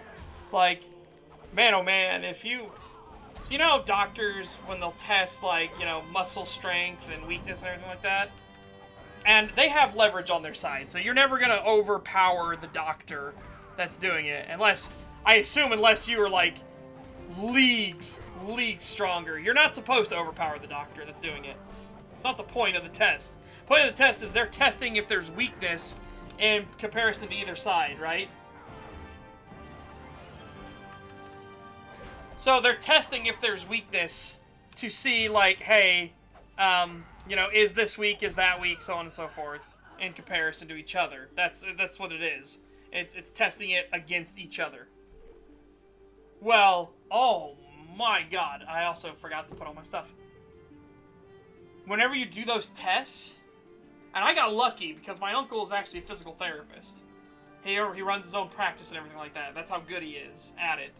And he was helping me through this, and he was shocked how weak my left shoulder is, how weak that whole area is, to an absurd degree.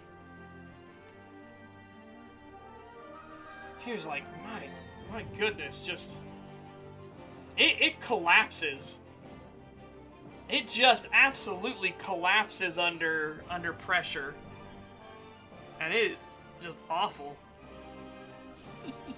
Look at you, tiny little baby. Tiny little baby shield. Put on the proper shield. There we go.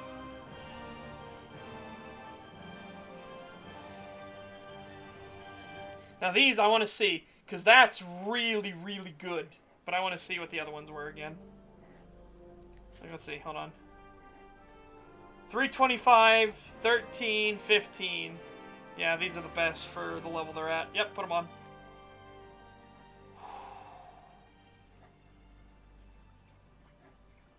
No, put that on.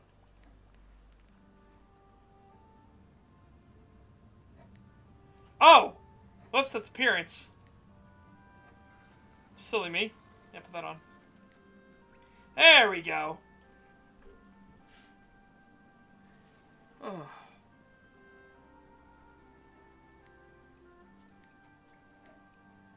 Now, the question is, do I want to put you on instead? I'd lose 14 toughness. However, I can get extra toughness easily enough. And these give way more armor. Yeah, let's do it. I'm blue. Hooray. But yeah, man oh man.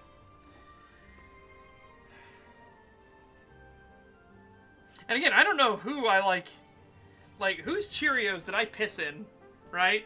To get that level of, like, animosity. It just becomes that like, thing of, like, what did I do to get that level of animosity? You exist, therefore death. Sort of thing. Okay, got all that stuff to the side. Okay, you can put that in. You know what? That hammer's dinky, but I kind of like it. Big increase for our strength, so I'll take it.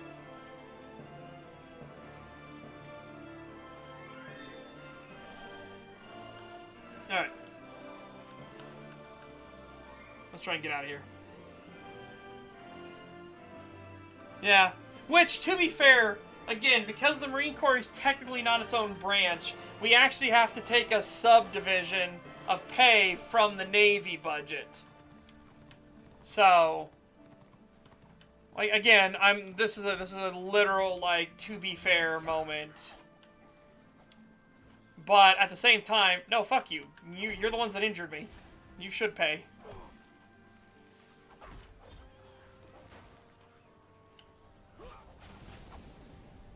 I'm leaving and you can't stop me.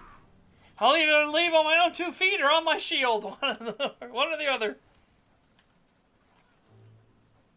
Hey, I made it.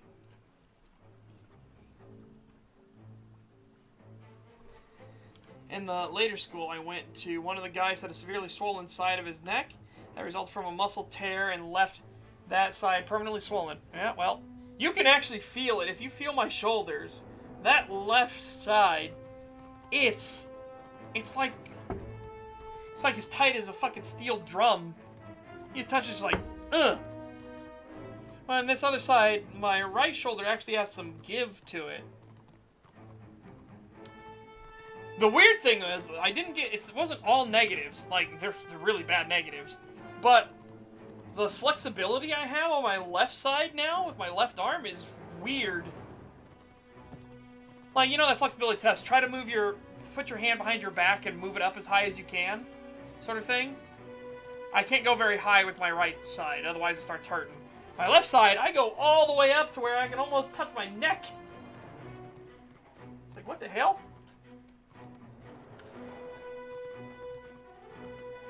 Oh.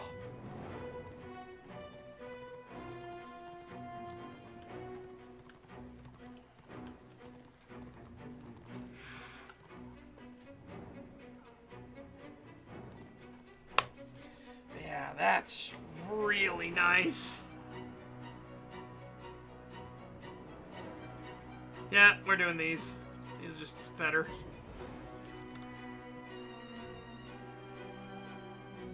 Fantastic. The thing that sucks is Chasing Oathgold's the one I want to do the most, but it's the one that's borked. And Chasing Oathgold actually gives you the helmet, and the helmet is really nice. I'll give it one more shot with Chasing Oathgold to get there. Let's go, Mount Bloodhorn. Also, I'll be right back in a second, chat. I'm going to go to the bathroom. Oh, wait, we are over time. Wow, time flew. Time flew while we were having all these conversations and stories, right? Fucking hell. Yeah. Alright, chat. I guess that's where I'm going to have to end it for today. I got to go to the bathroom, get some lunch together. Man, I got stuff to do. In the meantime, though, remember, this Saturday for Saturday Showtime, we will be watching We Were Soldiers. If you want to watch a free movie every Saturday, join the Discord. If you're in the Discord, that's all you got to do. If you want, you can also get the role of theater attendee and stream seer. Stream seer lets you know whenever we stream. Theater attendee is only pinged on Saturdays when we're watching the movie. And this Saturday we're watching We Were Soldiers. So remember, the pings will happen 3 times on Saturday. We watch a movie at 3 p.m. Eastern United States time. So I will ping 3 hours before the movie, 1 hour before the movie, and 10 minutes before the movie. That is to give people ample time to show up for the movie if they so desire. And again, that only happens if you have the theater attendee role selected. Oh, man. Woofda.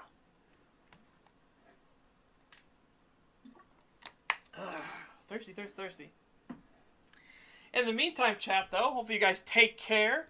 Have a fantastic day. Stay safe and healthy. Get fit, get ripped, and I will see you back here tomorrow. And I'm kind of wanting to play some more Monster Hunter World tomorrow. We'll see. We will see. I've been liking Monster Hunter World a lot. I'm liking... we need to finish Remnant 2, obviously, and we're getting close on a couple bounties where we have to finish them bounties. The bounties that we have to finish, so we'll see. In the meantime, though, chat, I hope you guys have a good one, and bye-bye. Goodbye. Bye-bye.